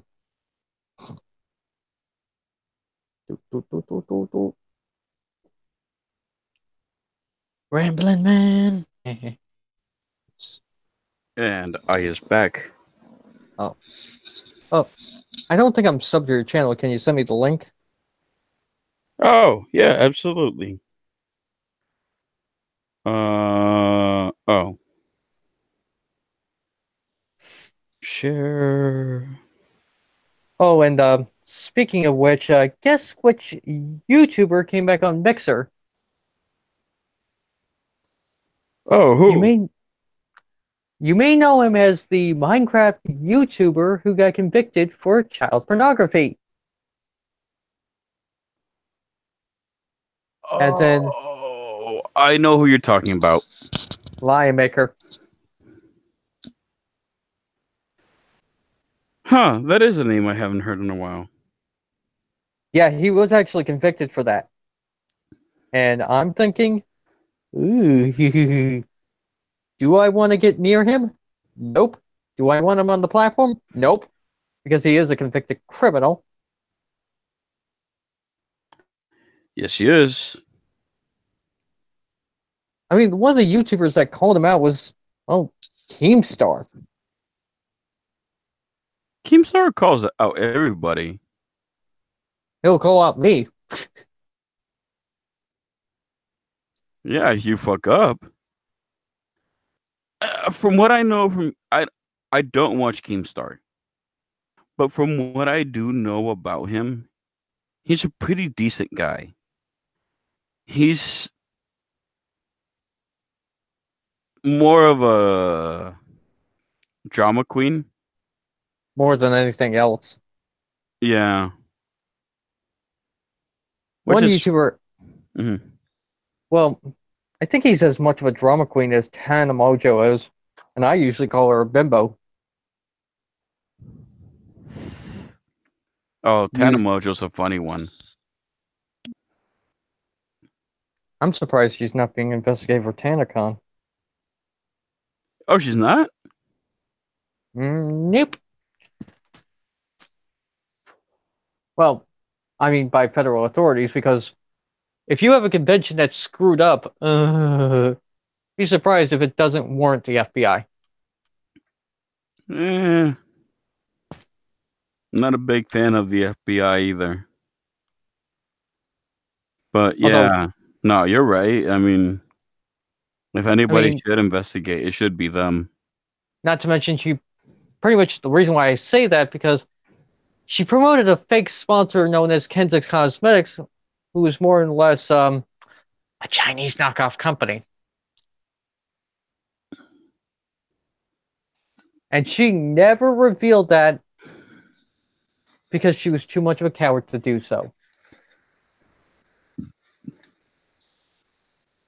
When I You, say she will when I say she will take any sponsor for money, that's what she'll do. And it's scary. she is. I hate putting her in the same camp as these ladies, but she's a thought. Like a Lenity. Uh, oh Jesus, that dipshit. Oh God, I'd completely forgotten about her for a second there. With me, you'll find me entertaining any day of the week. Oh, dude, I'll have you on the stream any day. That's fine. I'm actually planning to expand this. Bless me. Picky, picky, picky. Yeah, I plan on having a regular partner with me. He's the guy Mm-hmm. that I share servers with. The guy that's Mm-hmm. always in my links. Mm-hmm. He he's pretty much a normie. He'll be my Satsu. I don't have a problem with Satsu at least. I'm glad he got into his new apartment. Oh, I know. I haven't been watching the streams for the past couple of days because, well, Other work. things that have yeah, work can get in the mood. Because earlier in the stream when I was talking to Uzi, I was thinking, she's the second person I know that I've met that works at Walmart. Oh, And I've worked retail for the longest time. I've I've worked retail and hospitality for the better part of my life as an adult anyway. I started working retail when I was 19. damn, that's Yeah. better off. That's better off than me because I've never really had a bank account. I You want to know what life is like? It's not the easiest. Yeah. I I worked mean, at I worked at actually one of the older companies in the country. hmm. Sears? Yeah. No, even older than Sears. Hmm. Levi's. Levi Strauss? Yes, sir. Hmm. Yeah, I used to work for them. Actually, I used to work at the retails before they went corporate. At the outlets, I'm sorry. before they went corporate. Hmm. Just before I left Levi's, they went all the outlets went full corporate. So they were all privately owned. Yeah, I worked for them for the longest time. It's actually really funny. I used to work when I worked there, we were the number one outlet in the country. But but as we were entering the transition period that we went into the corporate, we Basically, were privatization. yeah, we went from being number one to being number 10, which is And still which is still a pretty big deal because we were making a lot of money. I mean, at one, 17 million a year. wow. Yeah. I mean, Levi Strauss, that's one of the few jeans companies I know that at one time sponsored a NASCAR driver. At Oh one yeah. time, one of the Bodine brothers, Jeffrey Bodine. Man, Yeah, I'm familiar with the name for some reason. that's a name you haven't heard in a long time, I bet. Yeah, I haven't heard that name in a while. Pretty much, I for some reason I grew up during the era where a lot of the classic races were being broadcasted. From drivers like Harry Gant, Dale Earnhardt, Darrell Waltrip, Rusty Wallace. Let's see, I can't remember Ricky Rudd. Although Ricky, he came back in '07. Oh, I remember Ricky. Let's see, man, a lot of them now retired. I mean, you even see the last bit of Winston Cup era drivers retire, like Jamie Jamie Jamie McMurray. Aren't you in like your early 20s? Yeah, I was pretty much when I started racing. When I started watching NASCAR, I was basically a baby. Yeah, because wow, everybody that I like socialize with, yeah, I'm pretty much the oldest. Outside of maybe Prospero, Skep, and Sanguine. Don't forget Hammer. Oh yeah, Hammer. Yeah, I'm 34. I'm not that young. You're younger than Matt. Yeah, I don't socialize with Matt. I don't mind socialize. Pretty much, I socialize. Pretty much, I socialize with people in their 40s. So, eh, Oh, so you've I've been around. I've been around quite a bit. yeah, you've got a little bit of experience under your belt I because mean, of that. despite my autism, I managed to overcome it. But there's still a bit of that awkwardness in there. It's not really much of an issue for me.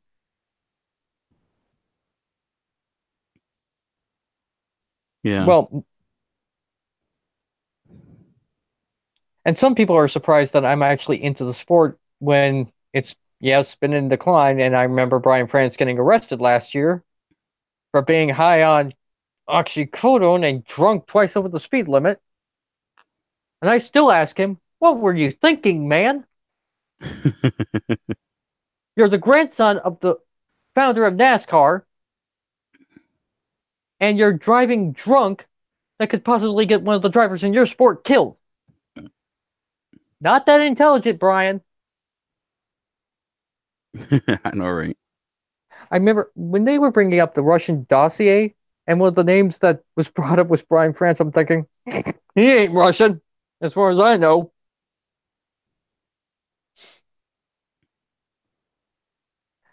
Speak, but I do have some good news around NASCAR. When they were testing the Australian spec Ford Mustang for V8 Super Congress competition, Mhm. guess who was driving the Monster Energy Cup Series car? Who? Ambrose. Ambrose. Marcos Ambrose.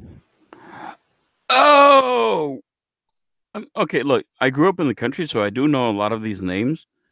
You just kind of have to refresh my memory a little bit. Yeah, he was the first Australian to win with Richard Petty. Oh, yes, I definitely yeah, I that name definitely rings a bell. He after he left NASCAR, he returned to V8 Supercars competition, but I think he's partially retired at the moment.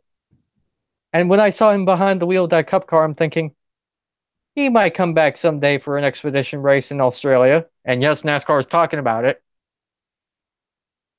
Hope hopefully they get back hopefully they restore Calder Park Thunderdome, although Calder Park is going to have several wall barriers.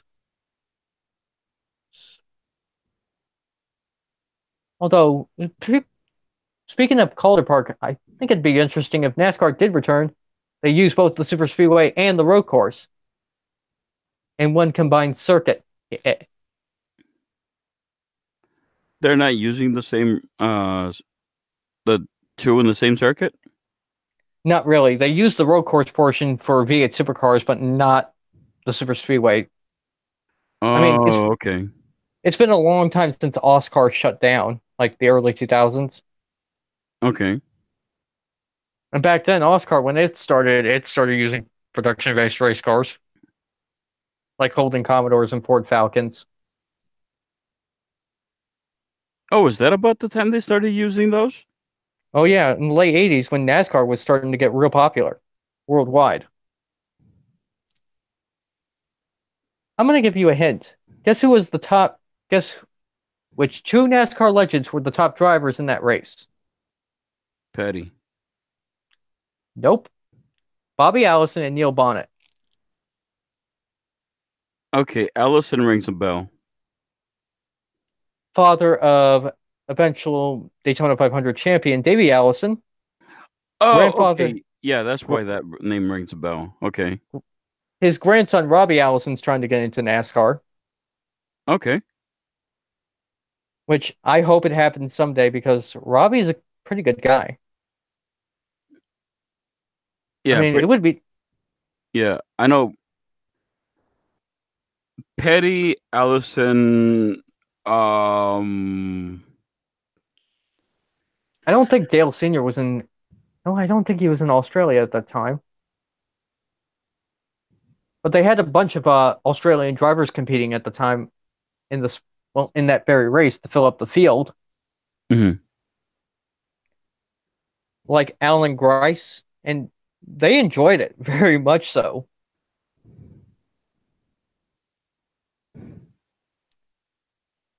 Although at least some of the female drivers in Oscar were better than Danica Patrick. Burn. You mean one of the original thoughts?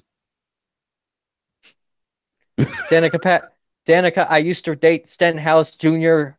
Patrick. Uh-huh.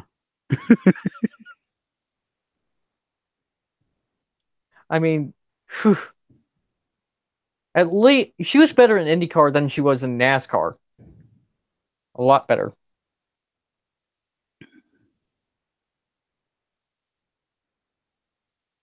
Remember back in 2008 where she won in Japan? Uh Twin Ring Motegi. that does ring a bell. It was when Twin Ring Motegi was on the IndyCar circuit. Okay. What's that, Japan? Yeah, basically, if you look at Twin Ring Motegi's layout, it looks a little bit like Darlington.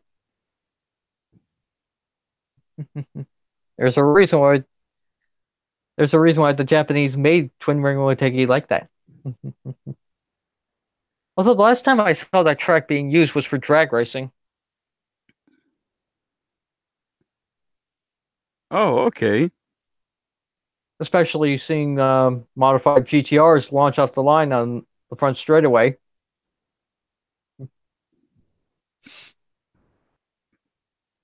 You want to show your channel right quick? Sure. Let me get you the link. I'm on my phone at the moment.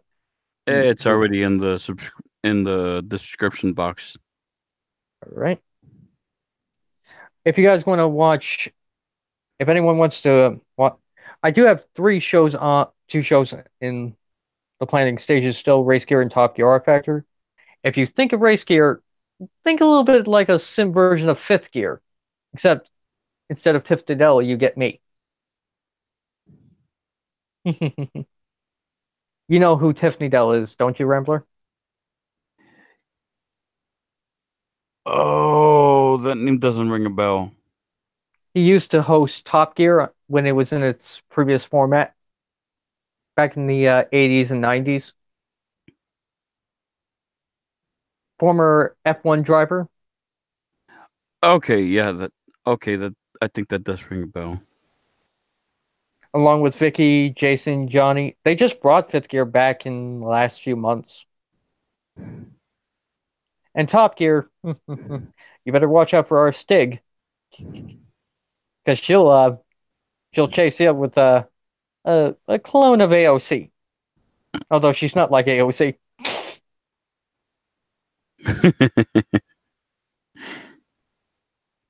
I love how everybody likes to diss on her. Especially our Stig. Some say she has webbed toes, and others believe she drinks a lot of gasoline. All She we know drinks is, a lot of gasoline, well, with the Stig, you have to make jokes about it, him or her. That's a part of the character. right? At least she's not as crap as Chris Evans was on Top Gear. He Oh God, I think I did watch that one. was embarrassing. Uh-huh. I mean, Oh, so okay, I had a question. How accurate is Driven? oh, you mean Driven from Channel 4? No, no, the movie with Cage, not Cage, Stallone. I haven't watched it personally, but I've heard it's accurate. I'm not the biggest Sylvester Stallone fan. Well, Although, I am, but I was actually more interested in knowing whether it was actually accurate or not. Because I mean, I know Sly tends to, want as accurate as possible. isn't it what's it wait a minute, I know what you're talking about. Isn't that the film he starred in when he was driving a Formula One race car? Yes. Ooh.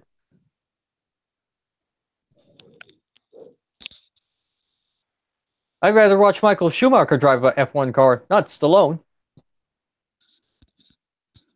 Well, I mean, as always, he's a good actor, but He's not Schumacher. no. Speaking of speaking of Michael Schumacher, his son has been coming up through the ranks. Oh yeah. Uh-huh. Pretty soon, pretty soon it won't be long until Mick is in the sport, and guess who pretty much I do have some nose on Fernando Alonso. Guess who he's racing for at Indianapolis this year? Who was that? McLaren. Okay. Which I was actually quite surprised. McLaren coming into IndyCar? That's interesting. I thought they were already in the IndyCar. They were just they were coming. It was actually as a one-off entry for the Indianapolis 500, not the entire season. Now, what year was this? This year, it's going to happen this year. Ah, okay. Yeah, because oh, okay, I do remember McLaren being interested in the Indy, IndyCar. but yeah. Well, McLaren, they've been getting into a lot of things. They've they make the fuel injection systems for the V8 engines that go into the NASCAR Cup cars. Okay, that's how I know them. Pretty much, they work with Chevrolet. Well, they actually are using a Chevrolet power plant in the IndyCar. And let's see. Well, well, oh, Well, it was an easy way for Fernando Alonso to retire from F1 and continue open wheel racing. Open wheel. Which one's that? Basically, Grand Prix racing outside of the United States. Oh, okay. And plus, fairly recently, Fernando had that seat swap with Jimmy Johnson, which I will tell you this about Jimmy. I'm still pissed off at him for the clash and wrecking Paul Menard.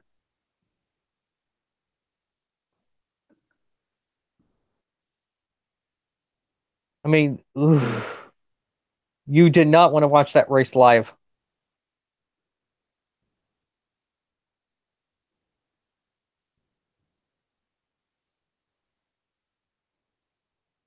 Rambler?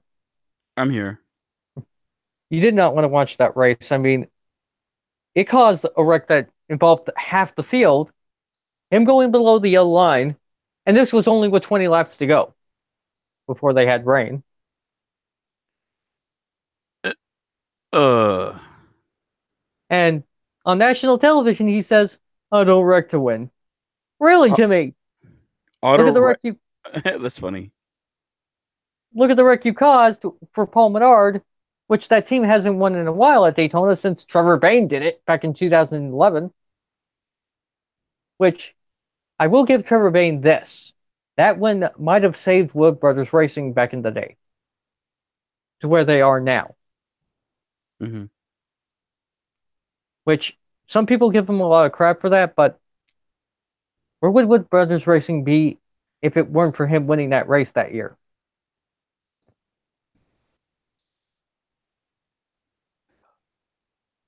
Oh no, what happened? You They still there? were I'm still here. They were in danger of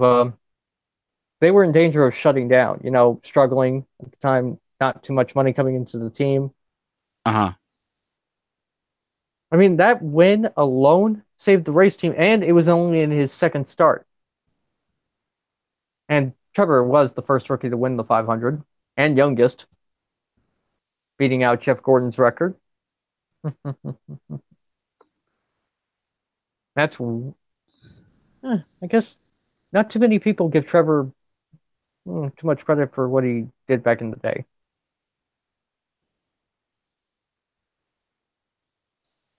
Oh, What record was that? mm, 2011 Daytona 500. Yeah, because I know he's had several records.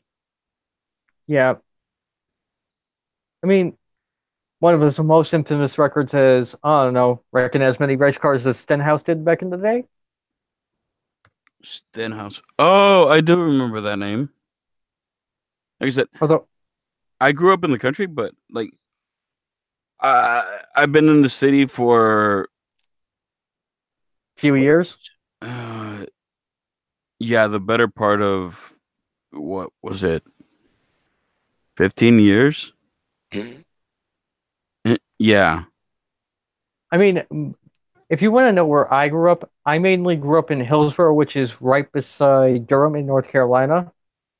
Okay. If you've heard, if you've ever heard of the Orange Ochiniki Speedway, didn't live through too far from it. Oh, really? Yeah, one of the original NASCAR tracks.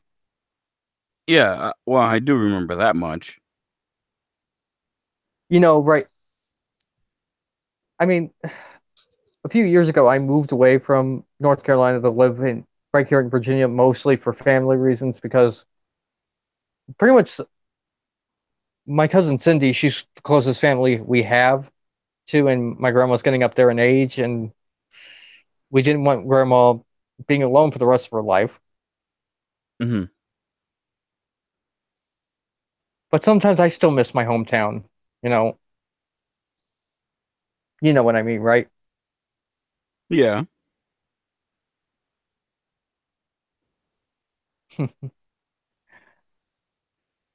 Plus, pretty much that track helped me learn more about the sport as I got older. Learning how the town grew and originally where Talladega was supposed to be built.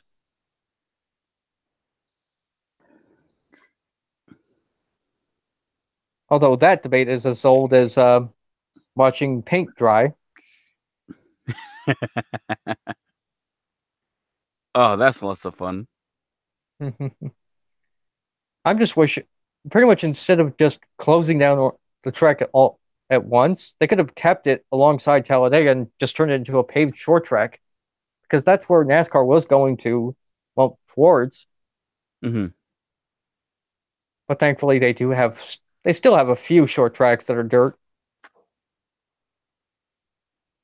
Why did they change to all pavement? Uh, More money was coming in because Uh-huh. Is it better for the races? mainly, yeah, it was pretty much the cop cars were starting to get away from the production based models and just be their own thing at the time. Ah, okay. So it's better to just streamline it than okay. Because at the time the automotive industry was evolving, and at the time NASCAR was going away from production based models. Well, not entirely production based, was during the fuel crisis of the early 70s. Okay. Although they've had the weirdest cars racing NASCAR. When they were having the first road course race back in the early 50s, you even saw European brands being brought into the sport for that one race, like Aston Martin, Jaguar, Volkswagen, you name it. Yeah, they have a NASCAR history just from that one race alone that you would never expect. Ah, okay. We might be I getting a guest soon, so yeah. You're starting to get tired. No, well, I mean somebody else is coming might be coming in. Oh, another guest. Gotcha. Yes. I didn't hear you for a minute. Oh, sorry, my mic must have been okay. Yeah. And because pretty much when I have this little canon called the RF Universe, pretty much my own version of NASCAR called Ramel, and how I devised my home track for a couple of years it was closed down for a conversion from paved I mean dirt, basically a dirt track to a paved short track with a road course in it, very similar to New Hampshire. Because I see a little bit of New Hampshire in my home track, similar layout, same type of banking. New Hampshire still has dirt? No, just that it was once dirt, very similar circumstances. Oh, okay. And that Talladega came on just as a bigger super speedway to bring potentially more fans because at that time we were starting to have the air war with the cars like the Ford Torino Talladega, the Mercury Cyclone. Mm-hmm. Oh, I'll be right back. I'll be Take right back. time, bud. So yeah, guys, remember to hit up the discords. Um, hit up RJ's channel. Hit up my channel. Feel free to subscribe to RJ. Hopefully we will be having a guest soon, as I said. And I believe RJ showed his channel.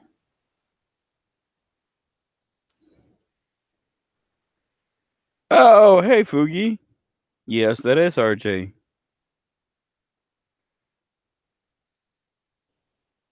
Yeah, I've had him on for a while actually. Class, whenever you want to join, feel free to jump in. I know you probably have a couple downloads to go. Uh, I believe if you're on, oh, you're on mobile.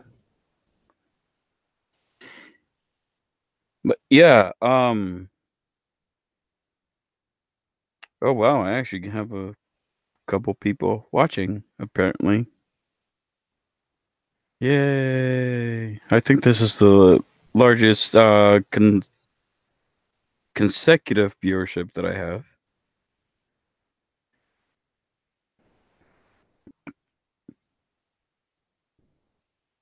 Advanced. Okay. Yeah, sorry guys, I'm reading some Discord messages. But yeah, um RJ here is well versed in NASCAR and anything automotive, which is what we were talking about earlier. And it has to do with some economics. You guys I'm will back. welcome back. Sorry about that. I had to help kill a bug. No, that's fine. I pretty much speaking of which, you know how in chat I've been mentioning I have had a bit of a mouse problem? What problem? Mouse, as in mice problem. Oh, yeah, okay. As of late, I've been in the last 2 months, every time I try sleeping, I hear this little rustling from a mouse. And I don't know how these things get into my room. I mean, twice it dug a hole. These things have dug holes into my closet. You sure it's not a rat? Oh, I'm sure I've seen them. I've Ah, set the okay. traps. I've set the traps using Reese's peanut butter. Well, not peanut butter. Well, Reese's peanut butter spread, and they seem to be addicted to it. Gotta love how the old tricks work still, huh? Well, with the new plastic traps, and these things work like a dream. I actually, I actually saw one of these mice die right in front of my eyes. Yeah, we don't have that problem out in the city. Pretty much, this one time I had to take out a mouse in a trap, and it was still alive. Ooh, Oh, you do that not. sounds fun. I've touched rats, pet rats, which my cousin Cindy, she has a pet rat named Penny, and she's cute. But these things, with mice, you don't know what they have on them because they could have the plague and that, or rabies, or anything that's deadly. And getting a rabies shot, that's no fun. Right. So, so topics may be getting changed a little bit to video games because, like I Oh, said, our guest is a little bit of a normie, oh, and all right. and like I said, that's nothing against him. It just No he's effect. not. Yeah, he's not really too much into racing or politics, which is fine. Perfect. Which is fine. I don't mind that. Yeah, which is actually something I really wanted to talk about. What do you play Fallout? A little bit. I have Fallout 3 and 4, and yes, I know of the Fallout 76 situation, which Bethesda, you didn't make yourselves look good. The Oh, you know what I mean. creation engine is not made for massive multiplayer online, you dipshits. Look at how many bugs it has. Look, the creation engine has had, and yes, I'm calling it the creation engine because that's exactly what it fucking is. The creation engine has had issues since Fallout 3. They didn't fix it for New Vegas, they didn't fix it for 4, and they sure as hell weren't gonna fix the bugs for 76. To be honest, they're tad lazy Look, the creation engine works for for a the. single player campaign. It's not just that. It works for Skyrim and anything Oblivion. It doesn't work for Fallout. They need a different. They need a different engine because you Hmm, can't use the same engine for ranged weapons as you do for short range. exactly. Personally, you can't keep using the same engine for multiple game series. It's It's not the Unreal Engine. The Unreal Engine was designed to have both mechanics natively active. The That's what I love about Epic. Epic thought ahead of time with Unreal Tournament and then something a little bit more close quarters, which was Gears of War. They Hmm. thought ahead. But Bethesda didn't think ahead. And you They can just they and you just went as lazy as possible. they did. And don't get me wrong, I love Bethesda. I really do. But Obsidian did a far better job with the creation engine than Bethesda ever will. I mean, one racing game that I've been looking forward to that's been made in the Unreal Engine is well, Assetto Corsa Competizione, and it looks magnificent. Right, but the physics have already been worked out. The physics, the graphics, which is really the most important thing to players. Hmm. But Bethesda didn't think to separate or to combine physics with graphics. They just went through, pretty graphics. The gameplay can wait later. Exactly. It's like, no, dude, you need to fix the physics. You really do. The biggest problem with the creation engine is the physics. The graphics are just fine. The That graphics have been fine since before Fallout 4. They were fine during Fallout 3. They were fine during Fallout New Vegas. just improve the gameplay and we'll be good.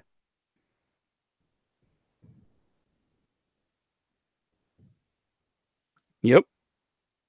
I mean, pretty much I got pretty much one of the reasons why I got Fallout 4 for my Xbox One was because I got two copies of the same game and I wanted to exchange them. Well, one of them for a different game. And Fallout 4 came out with a free copy with Fallout 3, and I thought, that's a good deal. Uh huh.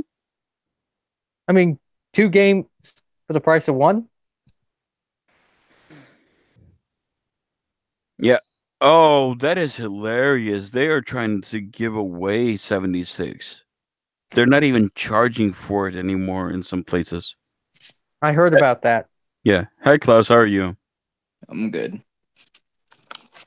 Yeah, we're talking about Fallout. Fallout 76. Yeah, I know. I was on stream. Okay. Yeah. And So I'm a normie, huh? Second off, I do like racing games. Racing's pretty cool, you know. All right. oh, okay. That's good. Yeah, I wasn't sure how long you've been listening.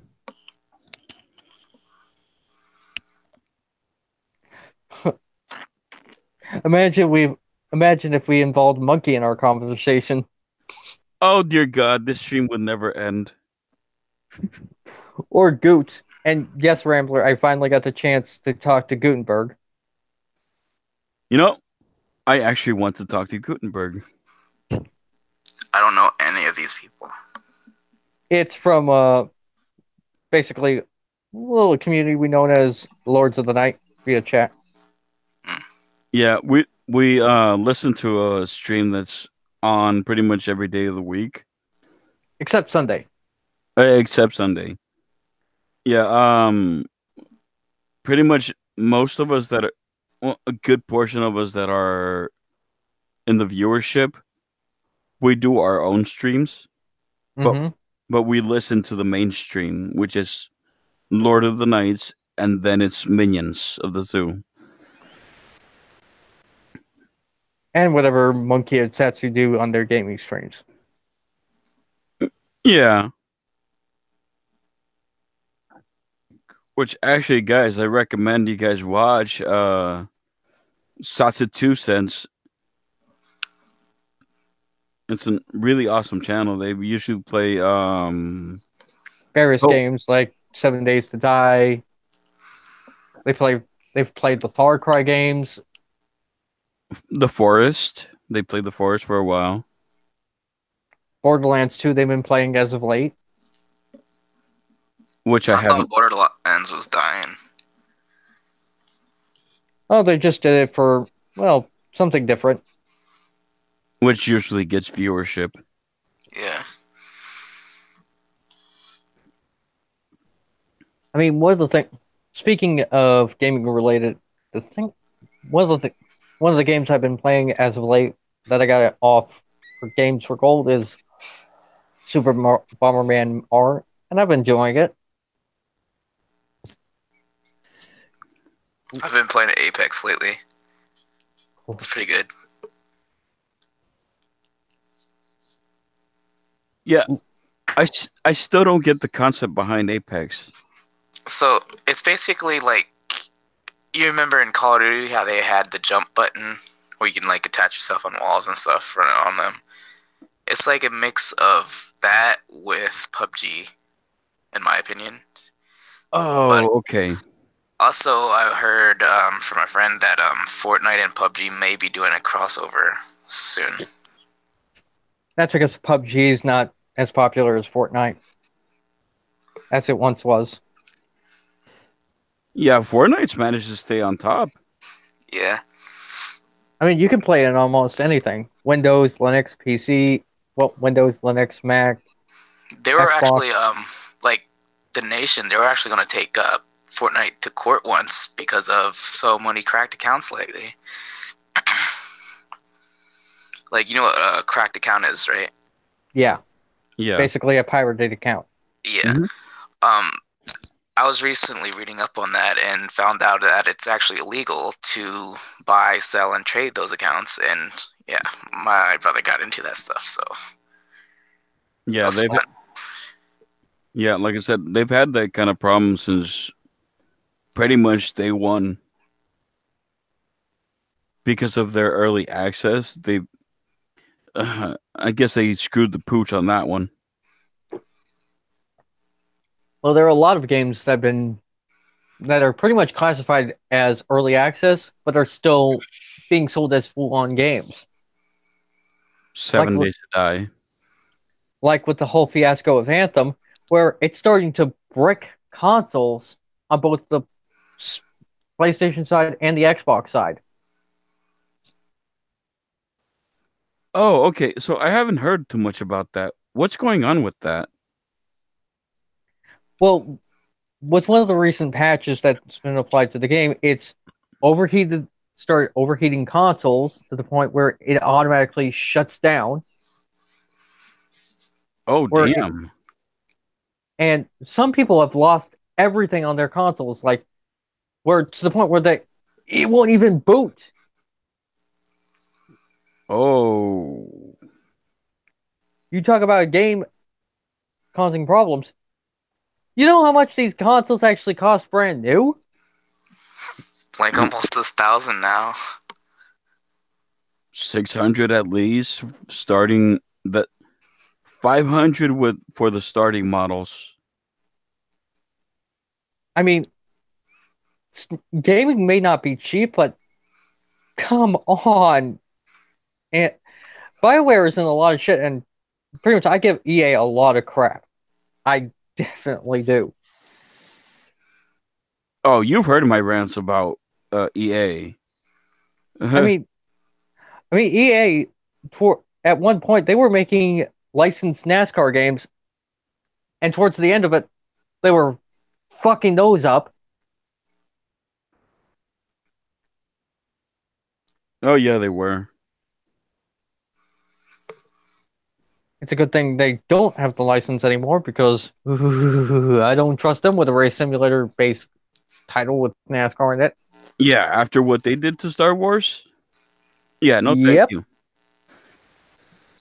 Not to mention, some other companies have gone down that same route that EA started. Bethesda. Konami. Oh God, don't get me started on Konami.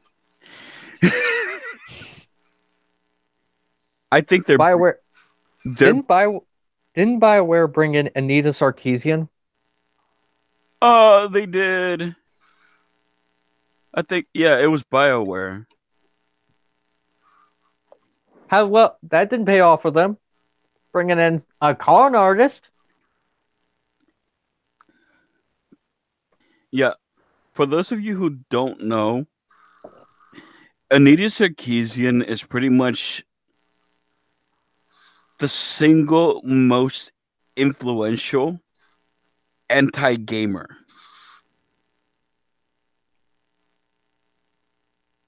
I mean, if you haven't been around, if you've been under a rock since 2012, you need to learn up on her. Mm-hmm. Essentially, Yeah, she's one of the reasons. She's one of the reasons why Gamergate was started in the first place. yeah, I mean, she's this fake ass feminist that she just basically uses video games as propaganda. oh yeah.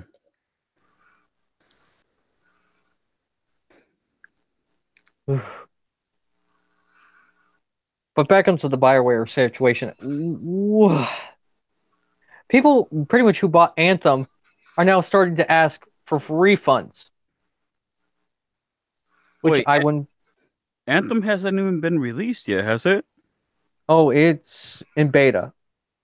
I I think it actually was released on multiple platforms: PC, Xbox One, and PlayStation 4. Uh-huh. And it started in this latest update to fix some bugs. Well, it started. Well, the bugs didn't get really fixed. Yeah, I think Review Tech USA did a review on it. Yeah, and a bit recent video on it. Yeah, I think it was today that, or well, technically yesterday for me. Let's see, I'm searching it up now on my Xbox One, and yes, I do have a console. Don't judge me. Yeah, well, I pretty much game on mobile, and PC. don't at me people, because yes, you can actually be a gamer and be on mobile. Oh, and Rich didn't just do one video on Anthem; he did two because last week EA took down a video on Anthem because of a negative review. Imagine my shock. This is like, seriously, guys, you can't abuse the DMCA to take things down. Yeah, and he was just talking about that last week. Because who was it that did a takedown on Rage? On Rich for what was it, a game? No, it was The Verge. Vox. It was Vox for their How to PC build a build. PC. Oh, Jesus Christ.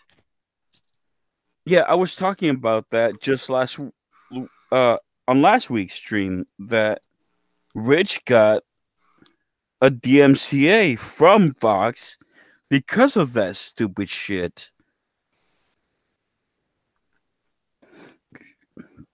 I mean, it was completely retarded, and I'm thinking the video was so old, people were starting to forget about it. It's, Effectively, they caused a Streisand effect. they did. I had forgotten about that. I'm like, wait, oh, that shit again? Well, Phil, he does have a saying. Don't be stupid, stupid. Oh god, don't bring that retard up. I'm still mad at him for the Covington incident. I'm still mad at him too, even for the Better Health scam. Okay, that one I'm not gonna blame too much on Phil, because to be fair to Phil, he didn't have too much to do with it. But with the Covington situation, ooh. Oh my god. Yeah. Yeah, so staying on subject. Yeah, I think I was telling you about that, Klaus, that Vox did in a video and an article on how to build a PC. Yeah. Jesus. I mean, you two know more about PCs than I do. To a degree, yeah. And I'm thinking, that's not how you build a PC.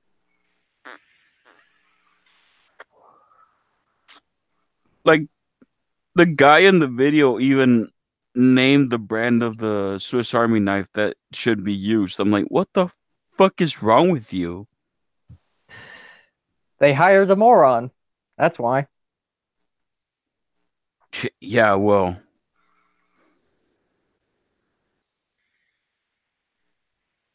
They couldn't hire an expert to build a PC. Instead, they get roasted online by various content creators. you mean every content creator? Everybody from Rich to even Monday Cuck fucking made a video on him. And it didn't end up what and it didn't end well for them.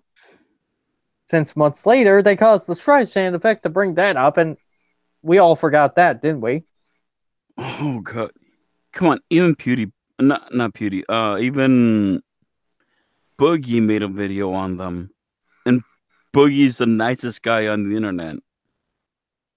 He's a big furball. Oh god, I love Boogie. Don't get me wrong. But he really should stop chiming in on politics. And stop white knighting SJWs. Uh, or conservatives for that matter.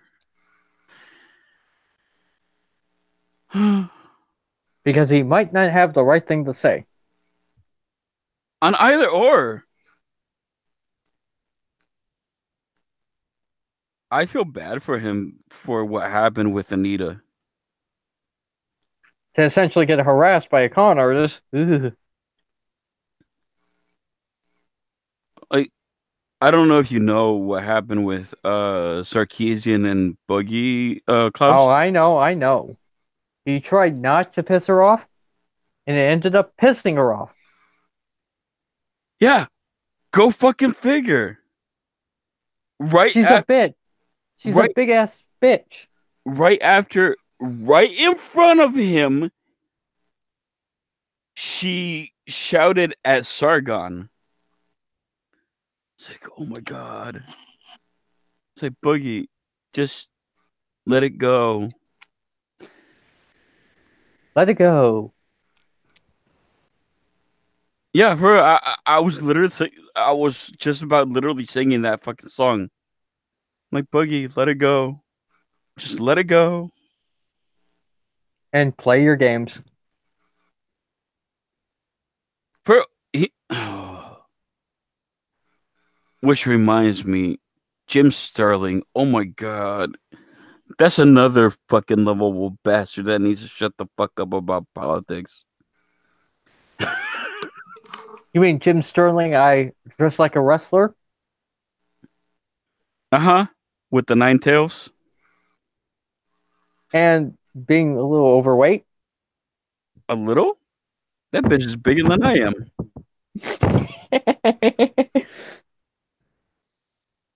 Hey, at least I'm thinner than Tess Holiday.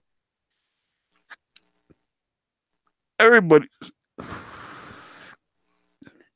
Everybody's thinner than Tess Holiday. I'm thinner than her, and she's my height. Yeah, I'm probably the shortest here. 5'4". No, okay, no, yeah, you're shorter than I am. I'm a shorty, but I love my weight. I don't want to get any fatter. I'm probably the tallest. Yeah, you definitely are. I'm guessing 6 foot.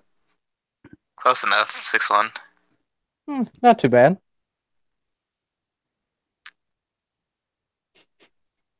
Yeah, I'm about what 5'8", maybe 280. Yeah, you're right around my grandma's height.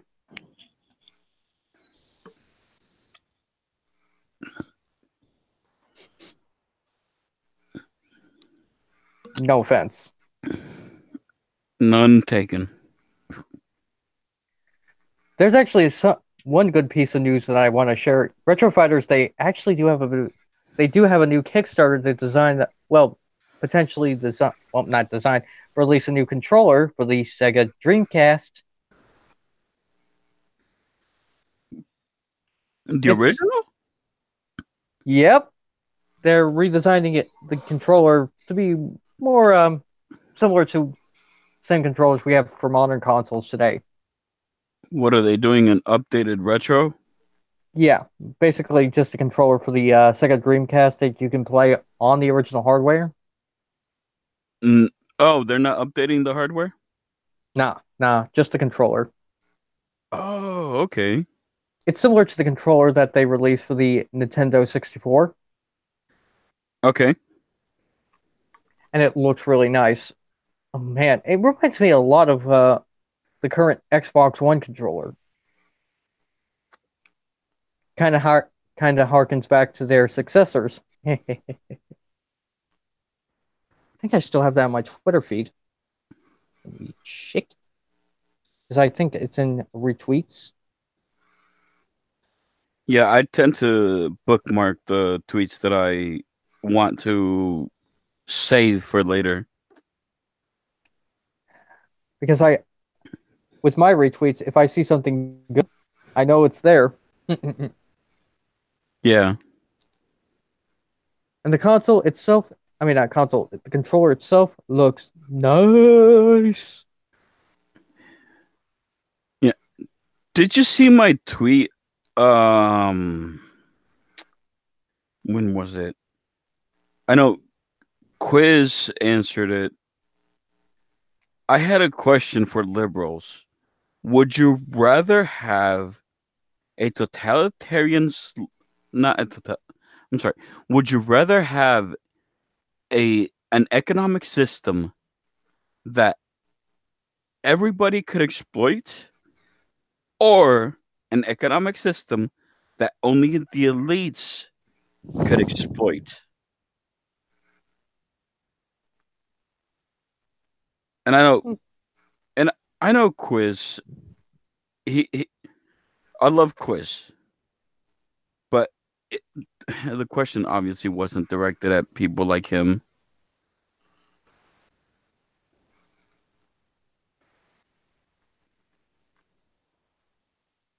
But he actually gave me a pretty good answer. He's like, look, I may be liberal.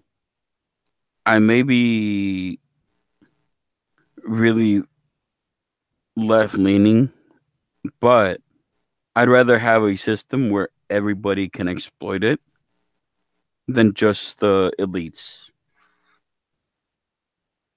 Which is something akin to what I posted on our Discord, Klaus.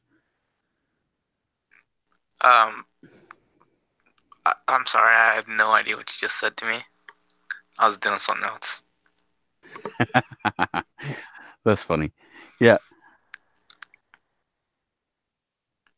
Yeah, I posted Yeah, I'm on the link now. a link. I posted the link to the tweet. Oh, that was you. Okay, my bad.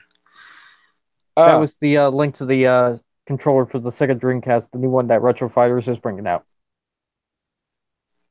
Oh, okay. Retro games are the best. No argument. Which is why I'd rather play Final Fantasy 6 over 7. Yeah, which I've actually gotten a comment on it in my DMs. Someone's like, "Well, you could play 7." Well, yeah, but 6 has got a better story. Everyone has a different. Well, everyone has a personal preference for video games. Yeah, and I'd rather play 7 because it has a better story than 7. You mean 6 rather than 7? Right. And don't get me wrong, I love Cloud Strife. But Terra is a far better character. She actually has character flaws.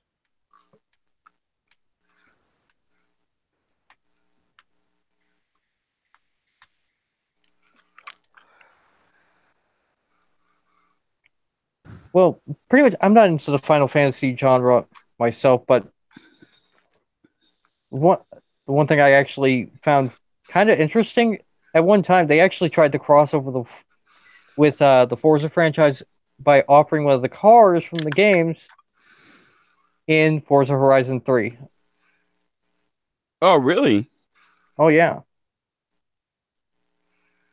I did not know that. it was pretty cool and interesting because I think they were working on a game that was based in Forza's game engine Forza Tech, and it sounded quite interesting to me. Ah, okay. At least Forza's engine doesn't have as many problems as Fallout's. Just saying. Well, I mean, I do like what Todd Howard said. And I actually do agree with him. A lot of the bugs aren't really bugs. They really are features. Because a lot of the bugs do actually make the single player really fun. But I think 76 was their biggest mistake. A big mistake they're going to be paying for thanks to the FTC investigating them for fraud for that bait and switch on the collector's edition. Oh God, I know. And funnily enough, one of the creators that knew about this bullshit was Dreamcast guy. And he actually called them out on video. Oh, did he? Uh-huh. Although he didn't name names, he just didn't want to invade someone's privacy. Ah, fair enough. Because pretty much he's a gamer like us. Right. Yeah, as far as gaming goes, I'm pretty much a normie. I'm probably nowhere near as educated on gaming as you guys are.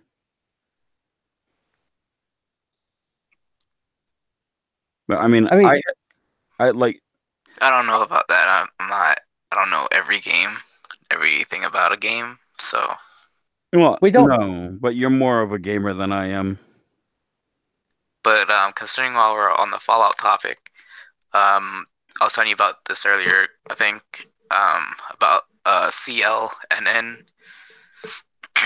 They're I just sent the link in the chat, but they're like forming a pact or some sort, I believe, of like multiple Discord servers for Fallout in general.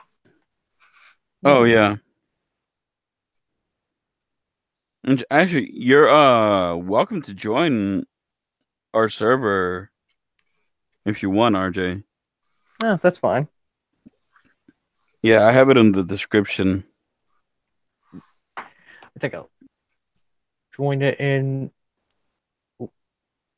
I think I'll join it after the stream when I get on my when I get my PC on on Yeah. the Yeah, I mean, no rush, no pressure.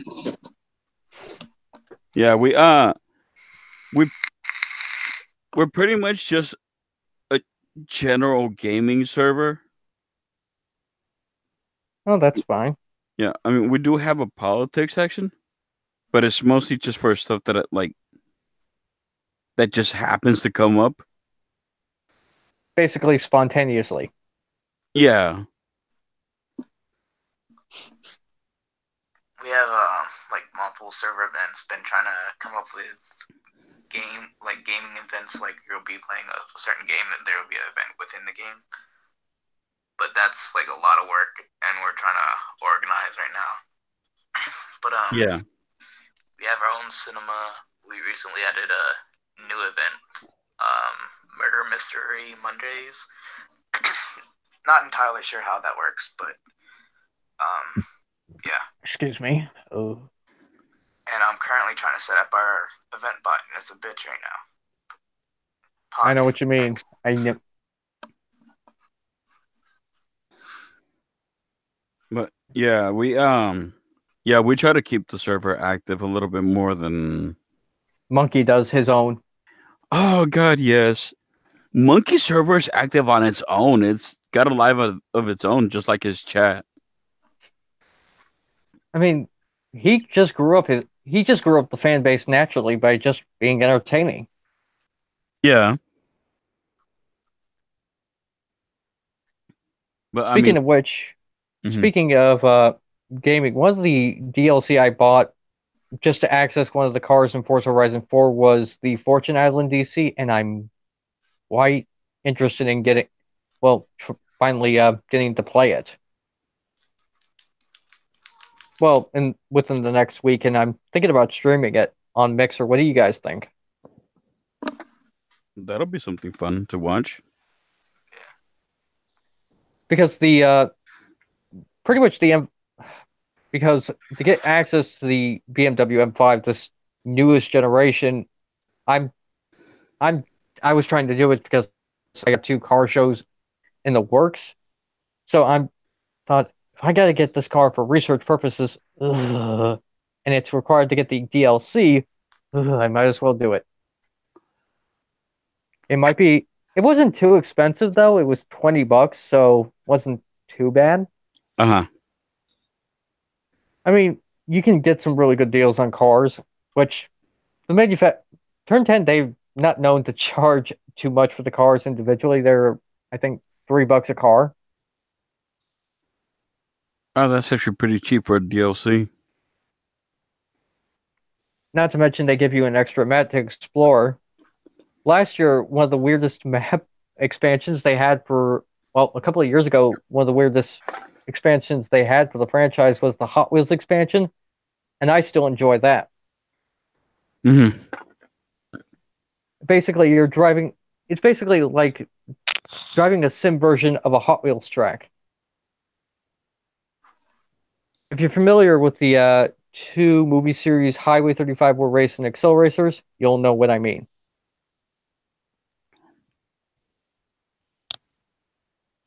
You mean the anime?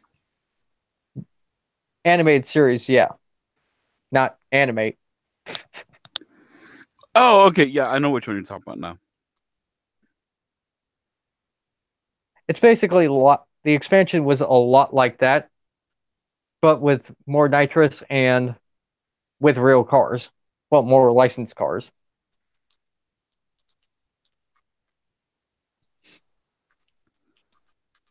Okay. Since at least two of us are from the Lords of the Knights, I have to ask the obligatory question. Have you watched um Overland? Overlord? Overlord. No. Yeah. Wait, what? The movie or the anime? Either. Yep. Yeah, that's just a general question that gets asked. Have you watched Overlord yet? That's become a meme in itself. Oh, it has, and it's funny that I've Satsu been watching it answers. since the first season came out. Yeah, so the stream watch. One of the guys, he always Satsu. Satsu. It's hilarious. He actually answers the question before it even gets asked. Because he sees it more often now than he used to. Yeah, because we've made it A meme. yeah. That's funny. I'm gonna start tweeting it at him. When I finally got to talk to Tailed via voice, guess what I said? Have you watched Overlord yet? Nope. Gold apple. Oh, Scribe saying Yep. that's funny. Try saying it with a Scottish accent. Yeah, I'll pass. Thank you. I don't think Klaus could do a Scottish accent. Nope. Pass on that too. Every time I don't say it as much as I used to, but I do occasionally say it when Tailed gets in because he's Scottish. Although every time he enters, he says, "Fucking me." Fucking Moo. Is that why that got started? Yep. Oh god. Partially by Scribe. Fucking Moo. I didn't know where that little bit of lore came from. Well, Gowthrapple actually came from a town in Scotland called Gowthrapple. Gowk Thrapple. Oh, that's funny. Well, Scotland, it has a lot of weird town names. Yeah, well, I'm pretty sure they find half our town names really funny too. There's a town in Alaska called Chicken. Chicken. Truth or consequences? Santa Claus? Oh god. Did I forget to mention that other town? Santa Claus is in Arizona? Oh, that's even funnier. Because you don't see snow there.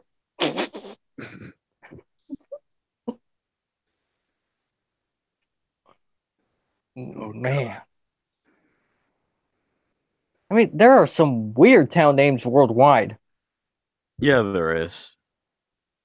but that's what makes life interesting.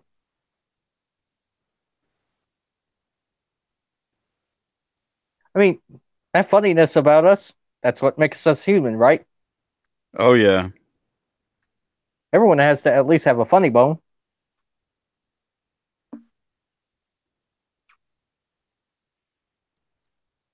Okay. Every time I see monkey, I'm thinking, where did I put my monkey wrench so I can work on monkey?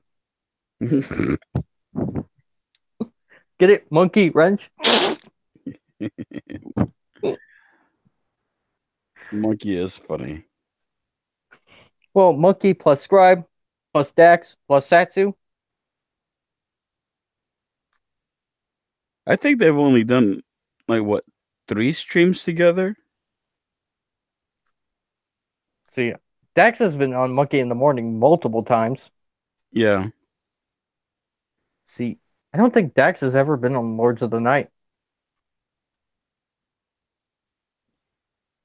I think he's been on maybe twice.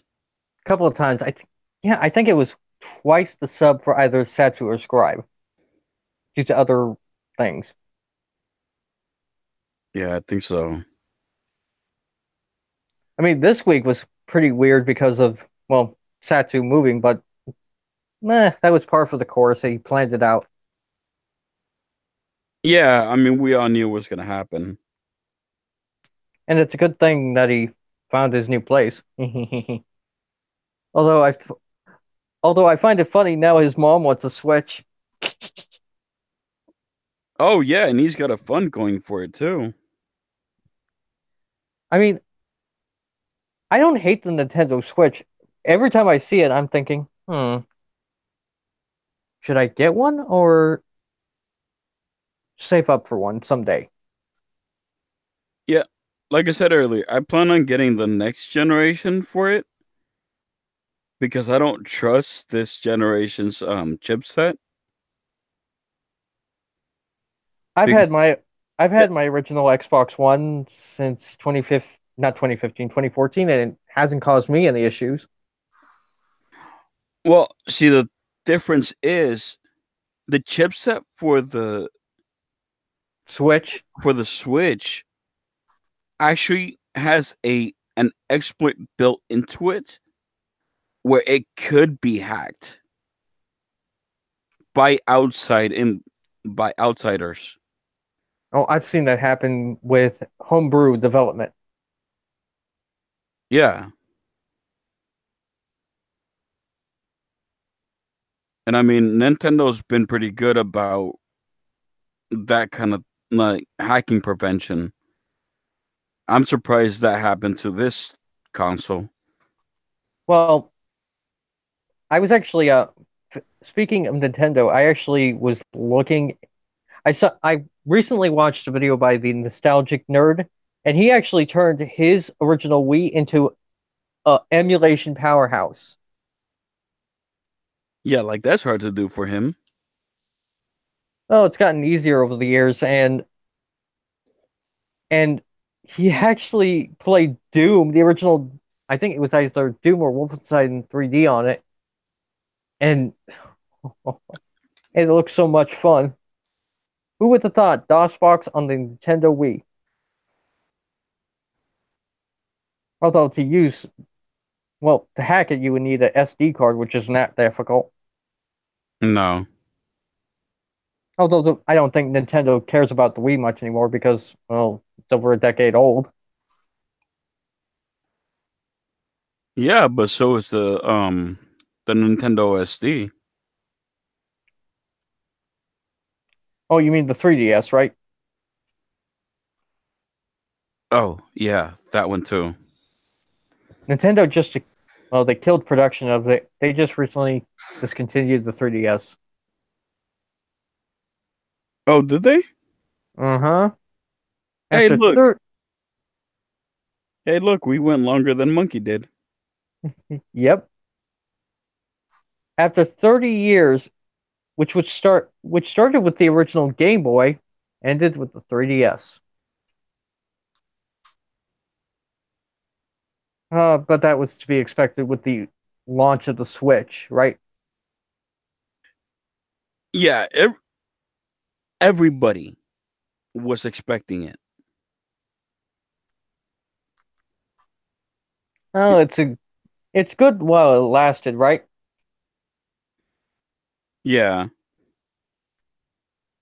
And I mean, I'm even surprised that they're surpassing Sony and Microsoft.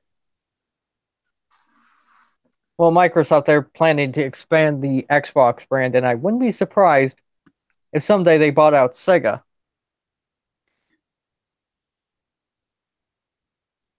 Would Xbox you? Xbox needs to be Sony to the punch and go to a portable. Well, they're planning on making the all the games available on. Well, Wait, they're going to allow so Xbox okay, sorry.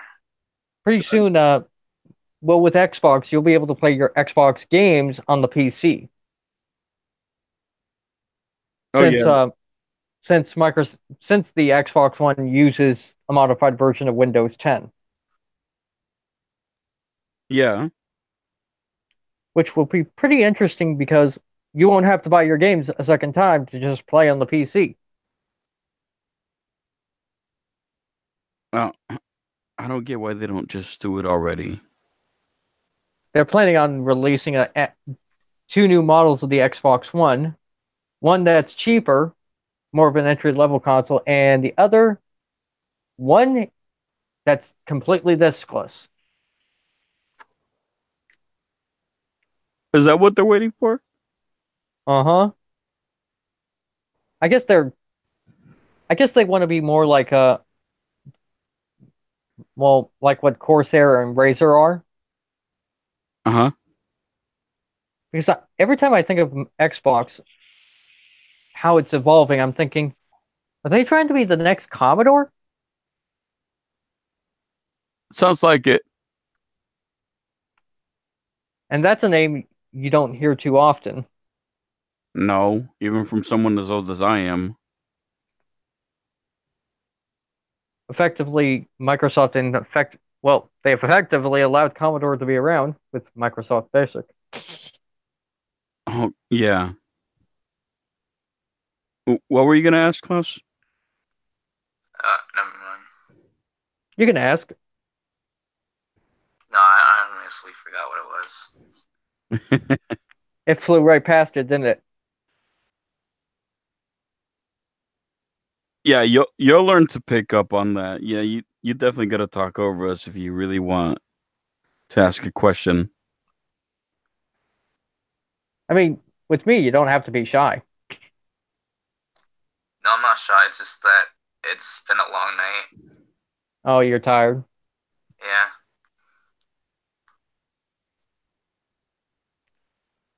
I've had two Rockstar whipped strawberries, and I'm still as peachy king. Although I did take a nap yesterday. Yeah, I've had a 6 pack of beer and I'm straight. Although Goot, he's trying to get off the alcohol. He doesn't even keep it in his house anymore. Oh, that's good.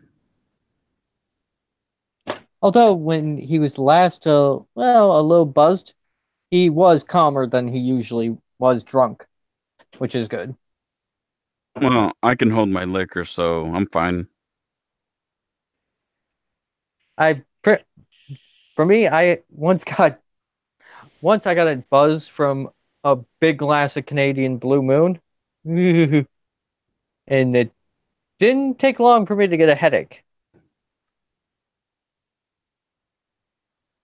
Yeah, most people are really lightweights. I mean, I'm probably one of the few exceptions that I can take more than a 12 pack and I'm fine.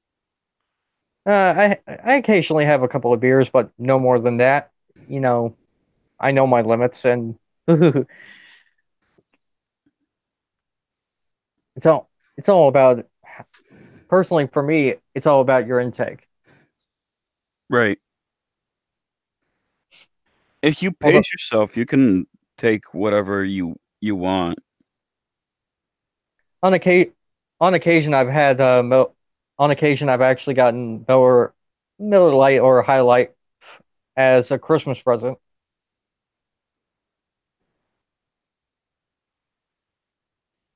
Hmm.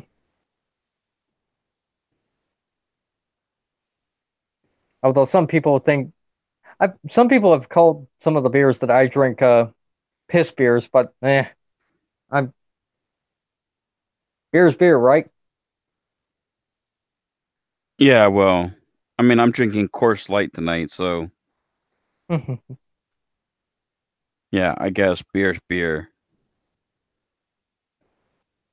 Hey, at least if it keeps you quenched, it keeps you quenched, right? Well, it's not as bad as my dad. He drinks fucking natural light. I've never had that. Currently, I'm drinking Mountain Dew Baja Blast. Well, I mean, you want to talk about piss beer. That's the piss. That's the pissiest of beers.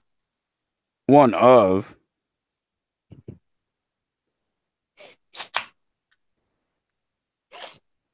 At least Baja Blast is back in season because it's one of my favorite flavors. I mean, I usually don't have more expensive than Heineken. Heineken's not too bad. Eh, it's all right. I've actually had Holland beer from Aldi's. From Aldi's. Hmm. Oh wow. I didn't think they carried anything better than Heineken. Well, they've been popping all in the last year. They've been popping up all over the place. Well, Aldi's or Holland beer? Aldi's. They carry the beer. All you know, Oh, and Rambler, have you ever been to Trader Joe's? I think yes. Trader Joe's is actually the sister company to Aldi. Oh, is it now? Mm-hmm. Because in Germany, the two companies are split at Aldi Nord and Aldi Süd. Aldi Süd, I think, is one of them is at Trader Joe's here in the States, and the other is just regular Aldi's. Ah, I didn't know that. I learned that thanks to Mashed. You know the channel, I think can't remember, it's called Looper, Oh, okay, yeah. and they make some really informational, good, they make some good videos. Yeah, when they're not talking about fucking politics, which, to their credit, isn't very often. It's pretty rare, Yes, it is. and that's a good thing because uh, they have better things to do to make videos on politics. Yeah. Yeah, Looper really should stick to movies and video games. And various other interesting things like Costco, well, various stores and other things. Yeah. One, have you ever tried Surge Rambler? I have, yes. Pretty much one of the local Burger Kings to me that carries it. I tried it and I'm thinking, dang, this is not bad. Halfway decent to Mountain Dew, Yeah, it's not that bad. I drink it because it's cheaper than Mountain Dew. and it's a competitor to Mountain Dew. Uh huh. Probably the only competitor to Mountain Dew. And I've actually tried Mountain Dew Game Fuel, and oh, the mango flavored Mountain Dew I love. I have not tried that one yet. It's called Tropical Stripe, and the cans on Game Fuel on the Mhm. Rebirth are new tab design that allows you. The tab itself is made out of plastic, which allows you to essentially close the can when you're not drinking the soda. Ah, so it's like the monster can. But more sophisticated, and it prevents spillage when the can is somewhere you don't want it to spill on, like a coffee table or your car's cup holders. Unlike the monster can. And pretty much it's kind of an evolution of the current tab we all know and love, Uh huh. but more durable and and it has easy instructions how to open the can. Let me I go, hey, well, I think I got a picture of the can right on my phone here. That's kind of sad when you need instructions on how to open a can. Well, it's a fairly new design, Mm-hmm. so it hasn't gone mainstream fully yet with the other energy drink companies. Mm, It's in it's uploading the chat right now. And there we go. What do you think? Oh, that is interesting. And a lot more durable, isn't it? Sure looks like it. Oh, that's the can itself when it's open. And see, I got more pictures of it. You can see I'm a bit of a can collector. A little bit.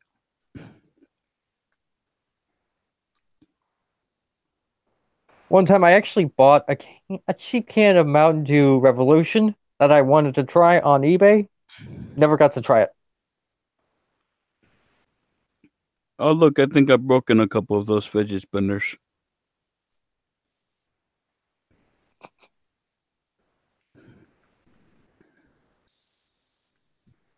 I actually take the bearings off of those. Oh, you and mean off of the fidget spinners. Yeah, my grandma? and I make paracord fidget spinners out of them. Hmm. I think it's just one of those old fads that grew, and no one knows how it grew so quickly. I do. It came out of the EDC community. I was talking about it earlier. Interesting. Uh-huh. Look up Fidget spinner EDC. yes, fidget spinner EDC. You'll probably find Jim Skelton's channel. He'll probably be the first one to pop up.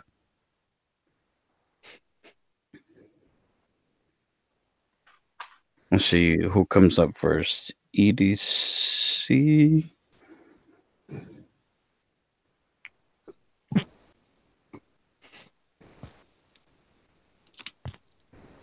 And pretty much when I was doing a little research on Mountain Dew Game Fuel, I learned pretty much guess who owns Rockstar, the energy drink company?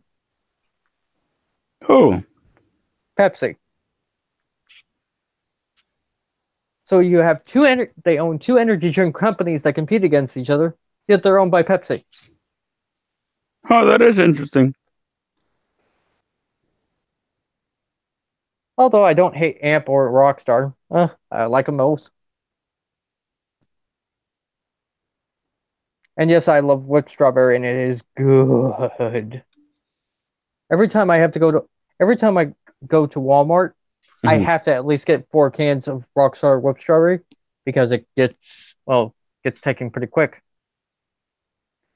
Oh yeah, Plus, it got at one time it was $1.50 per can. Then it got lowered to 118.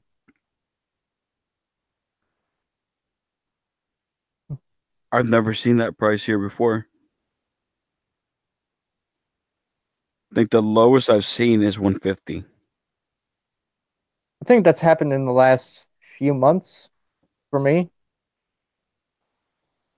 7, 8 months to be exact. Yeah. Well, I mean, Monster did drop in my area, but that was only to $2. At least Rockstar has one thing. It's not as crazy as Monster.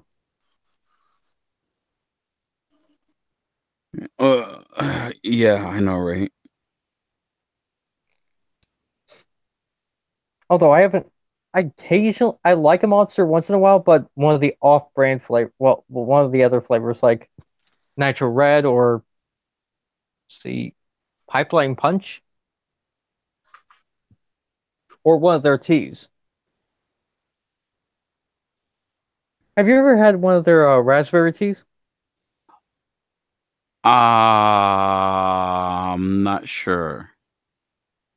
Oh, it is so good. They actually have one tea that's mixed in with pink lemonade. Amazon? No, Monster. Oh, I haven't tasted them. No. At least it's not one of those big cans of Monster Energy. Ooh, that's a lot.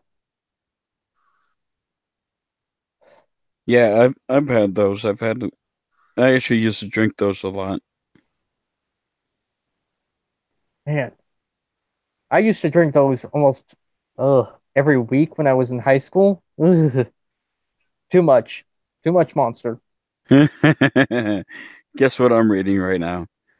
You remember What? that the Berkeley GOP attack? I think so. The dipshit is pleading not guilty. Say, dude, you're on film. Brian France actually tried doing that earlier in the year, saying, "Oh, I wasn't drunk. I wasn't high on drugs." Say, dude, you're on film. And speaking of that event, guess what he was doing while he was high and drunk? What? Leaving a Trump rally. That's funny.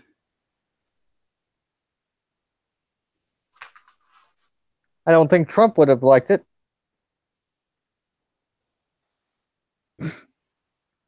Speaking of, oh my god, I love how he trolls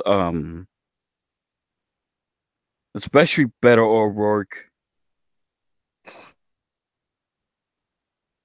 Beto O'Rourke or Obelio.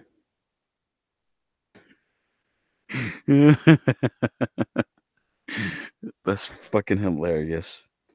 Dear Diary. It's one of my favorite fucking tweets from that retard. Dear Diary. What? I actually had to watch the video to understand why the hell he said that. I'm like, Dear Diary? I'm like, oh no, is this another Go Feifei moment? Sounds like it. Yeah, at first glance, but until you watch the video.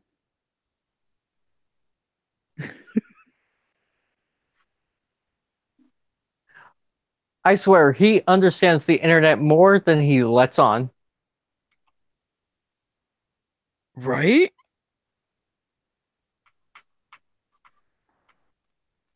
I think he just likes to play around on the internet for the most part to entertain himself. And that's what I tell people. People don't want to believe me.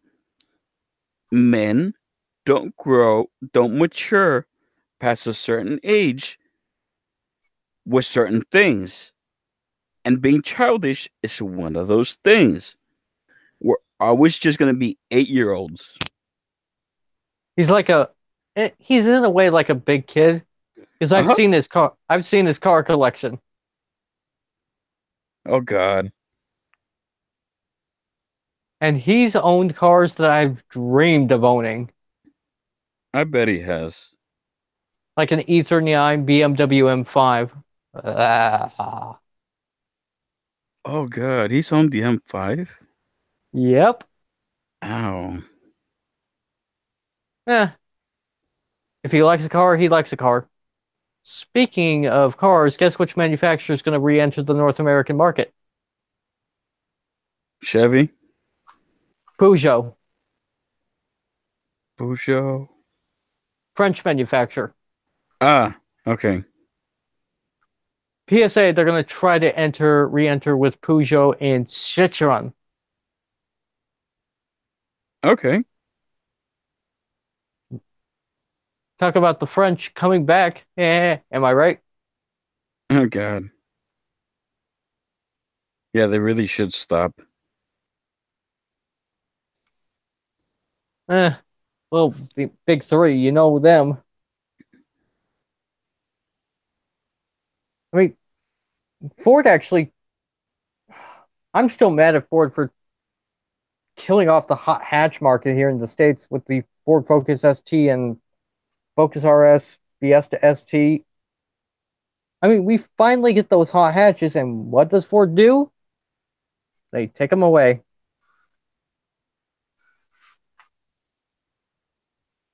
And that's after a handful of years. Oh,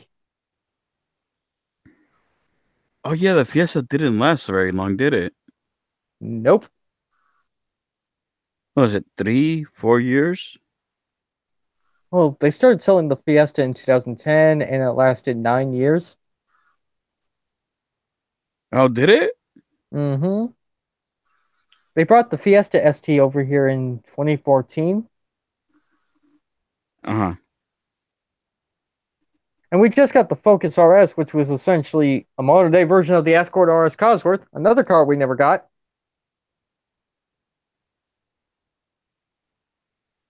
If you drive a Ford Escort, is your significant other an Escort?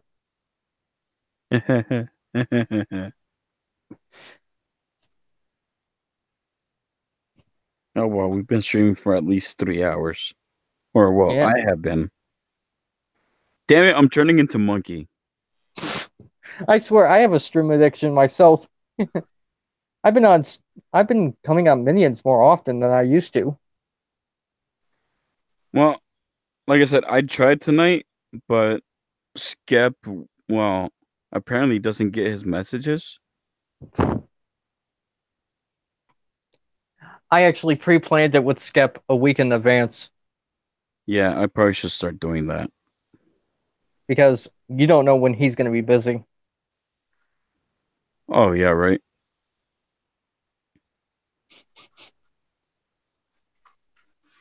And I think the Coors Light cans are starting to walk on their own. Er? That old Tim Taylor grunt.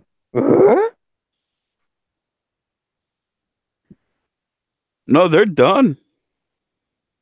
I killed them about an hour ago. Yeah. I actually suggested your channel at one point to be Drunk Rambler. Oh, yeah, that was what, last week? I think last week, yeah. And you Yeah. just left, and you left your ass off on that Yes, I did. Yeah, I think that might be the name of my second channel. because you love beer. Well, it's not beer. It just happens to be the cheapest shit that I could find right now. Hmm. At least it's not. If I want to drink something, I'll just drink Mountain Dew for the most part because at least it doesn't get me drunk and still keeps me sane. Hey, I do all right holding my liquor. Oh. Imagine if you combine the, imagine if you can combine Mountain Dew Baja Blast with Captain Morgan's. Yeah, I'll pass on the Captain Morgan. At least you're not like Scribe and what whiskey, or should I say a pepper jack? That sounds a lot more appealing. Pepper jack? Yeah,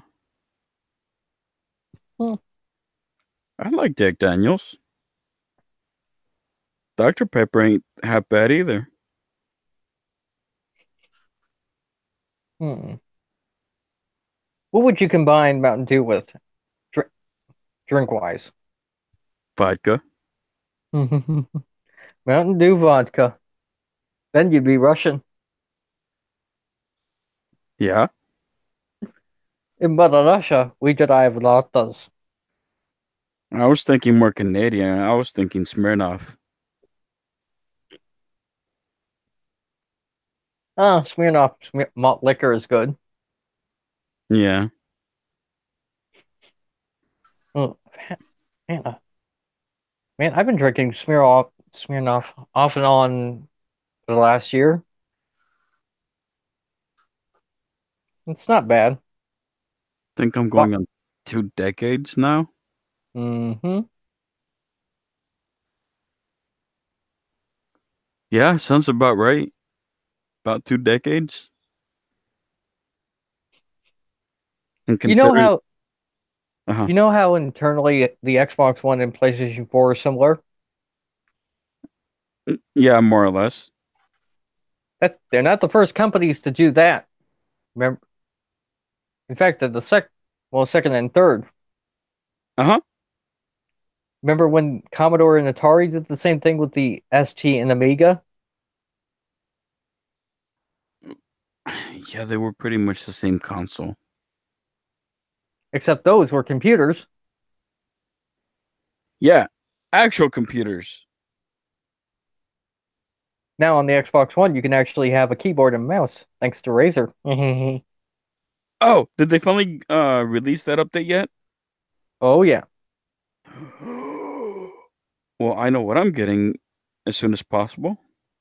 it has the Xbox logo on the second keypad alongside the Windows one. Oh, cool. It's gonna be released soon. Hope, and I'm a little happy because I will be able to play PC games on it. You and me both, Bell. I got Hopefully you're not. Hopefully we're not like Carmen San Diego.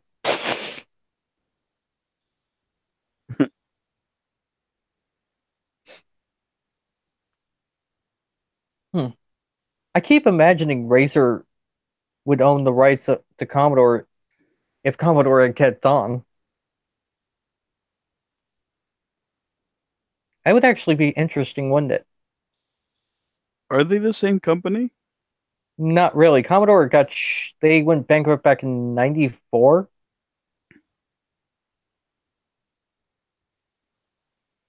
Was it 90? Was it really 94? Yeah. Oh shit, I Was thought it that was sooner than that. well, was at the same time they were making the CD32. Oh, that's right. It was about that time, wasn't it? Yep. S- The only thing that's Commodore related that's lasted as long as it has is Amiga OS. Although the computers to run on the specific motherboard to run the operating system aren't cheap. Yeah, I would imagine not. Although there's also a cheaper alternative to Amiga OS, and that's MorphOS, which is compatible with more Amiga. Wait, so is the new Atari running on Linux? Oh, you mean the Atari box? Yeah. Oh, that was actually a fake prototype. Was it really? Hmm. I think Tipster revealed it, exposed him a while back. Well,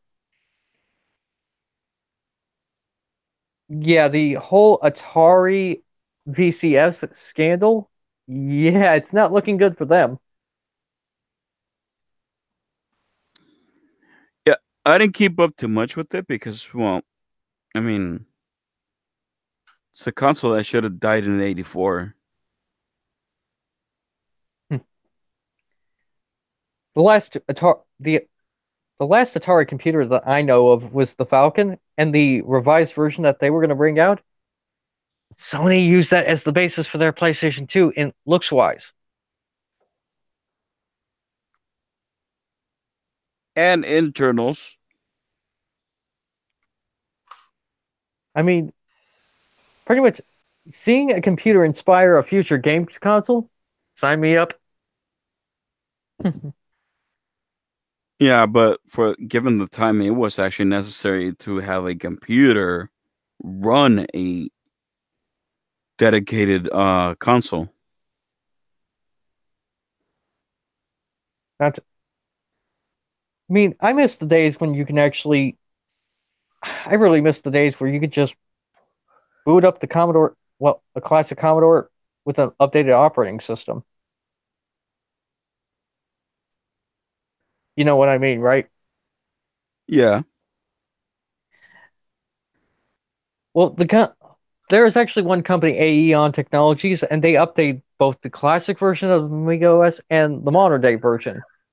And the Amiga OS is a modern day web browser. It's based on Firefox.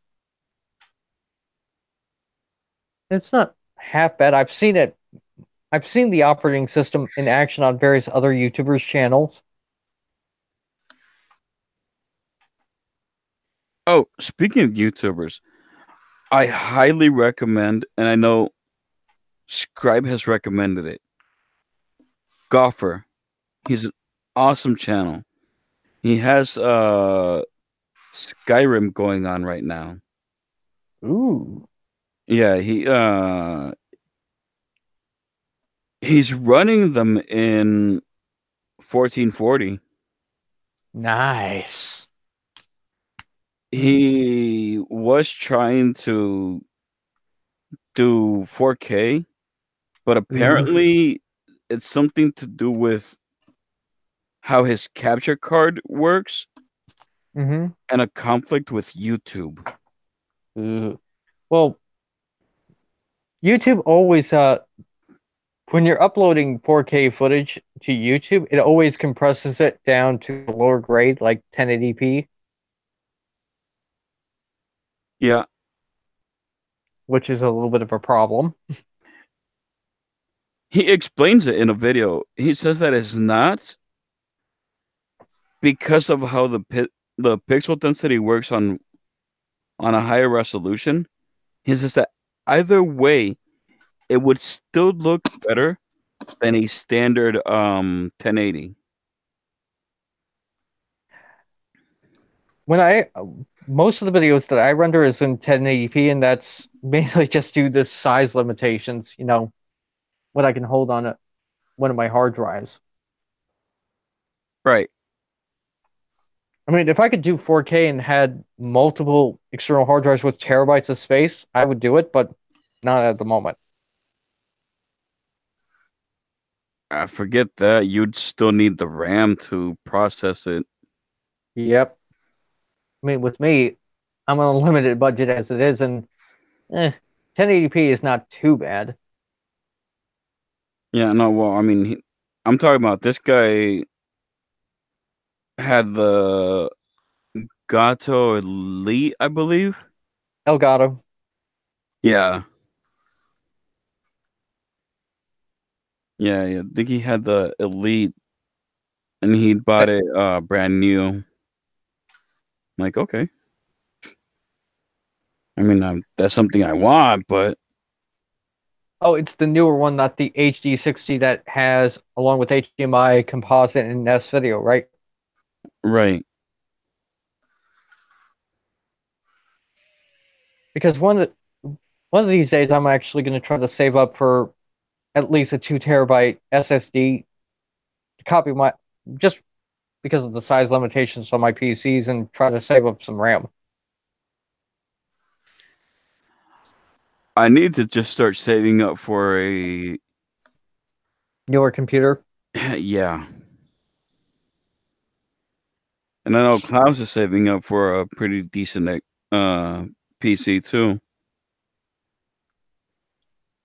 If I were to replace one of the first one, if I were to upgrade my current all-in-one PC, I would try to also get a new keyboard, like a Razer keyboard, because I've heard really good things about Razer's products. Well, I'm on a laptop, so I can't really do the keyboard. Eh. I mean, on one of my laptops, I run Linux as my secondary operating system. Oh, you do boot? Well, it had Windows on it, but just put I have two separate computers, one for Windows and one for Linux, just for the Ah, sake of it. okay. And with Linux, they have a new program called Luteris. Well, that's been around for a while. That allows you to play Windows games on a Linux system. Well, we've been able to do that for the longest time in Linux. Not to mention, from Luteris, you can install multiple emulators, including the Commodore VICE emulators. Well, like I said, we're pretty much just open source on everything. We've been able to do that for years. And it's starting to evolve to the point where Microsoft is starting to notice it. Yeah, well, I'm surprised it's taken them this long. Not to mention, it is pretty much with Linux, it's an easy way for me to actually run some old games in DOSBox. Oh, yeah, it's definitely easier. There's too many limitations with Windows. But it's still the mainstay for gaming, unfortunately, when it comes to the PC. Well, it's more streamlined. That much I do have to give Microsoft. Microsoft and Apple credit for because they have managed to just streamline everything that they've been able to do. And that's what Linux is trying to do at the moment. Right. Actually, we've been trying to do that for decades, but yeah. The One thing problem, uh-huh. the one thing I will give Linux for is I can actually just install software from the terminal, and it's that easy. Oh yeah.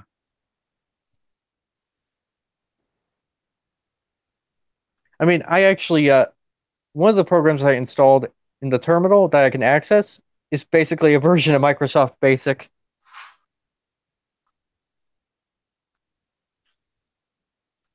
Yeah. I've been running a Linux off of USB for the longest time.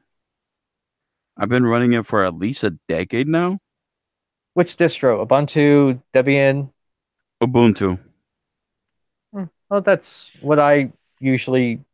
I've been actually running Ubuntu-based distros for a while since it's straightforward. Yeah, it's other than Debian, it's probably the most streamlined that you could get. And it's much more stable than Debian, even though Debian has funding. Not to mention, one of the operating systems I saw was had a pretty funny name, Pin Guy OS. Oh, look, it's a guy with a pin on his head.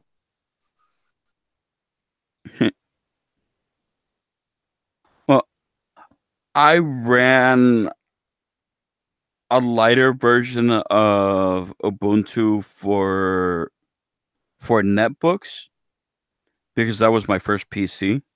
Mm-hmm. Yeah, I've been running that one for the better part of 10 years Wow. at least. And I mean, I'm still using the original USB that I created.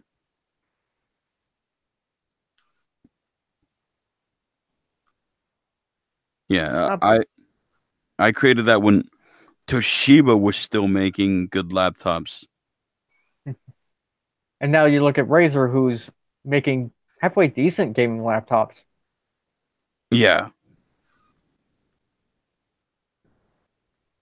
I mean, in that department, Razer is becoming as good as Apple was Yep. in terms of Microsoft-based PCs. That's what a lot of people don't understand. It's like, yes, Unix may be its own thing. It's completely different Windows. from DOS, but just Linux, the kernel is much cleaner. It does a lot more because it's a lot simpler.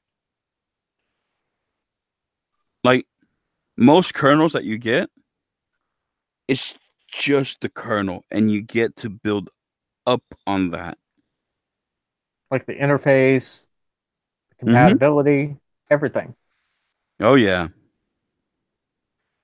I remember setting up my first network. It was a pain in the ass. It took me 2 weeks. But it's gotten a lot easier since then. I bet it has. And I mean, I'm not someone that knows anything about coding. And I mean, it took me 2 weeks, mostly just searching through forums and developer sites.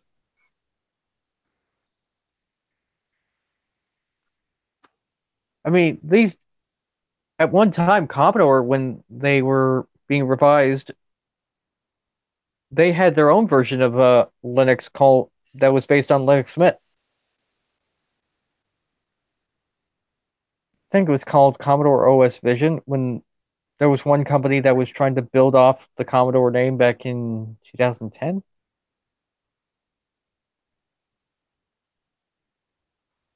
Oh wow, no, I have been using Linux for longer than that. Huh. Not to mention, I think that if you're coming from over from Windows to Linux as a secondary operating system, I think the two best choices you can do are Zorin OS and Linux Mint. They're both Ubuntu based, and they're straightforward. Yeah, Mint was easier than just base Ubuntu. Because when okay, when I first started on Ubuntu, we barely had a word processor. And even the word processor that we had was nowhere near half as refined as what Windows had. Now you look at the progress that's made, and damn. Yeah, I was reading up on it maybe 2 weeks ago. I'm like, wait, why aren't more companies running this instead of Windows? Well, IBM, they did buy up Red Hat. Oh, did they? Mm-hmm. I didn't know that. Which is pretty cool since it's IBM's first operating system since OS/2, the unfortunate sibling of Windows. Oh, oh yeah. Which I But there didn't IBM have their own kernel? I think at one time, but it was a collaboration between Microsoft and IBM at the time because they wanted to basically dominate the computer market. Ah, okay. Because back in 1981, there was Tandy, Commodore, and let's see who else, Atari. Yeah, I think it was Atari.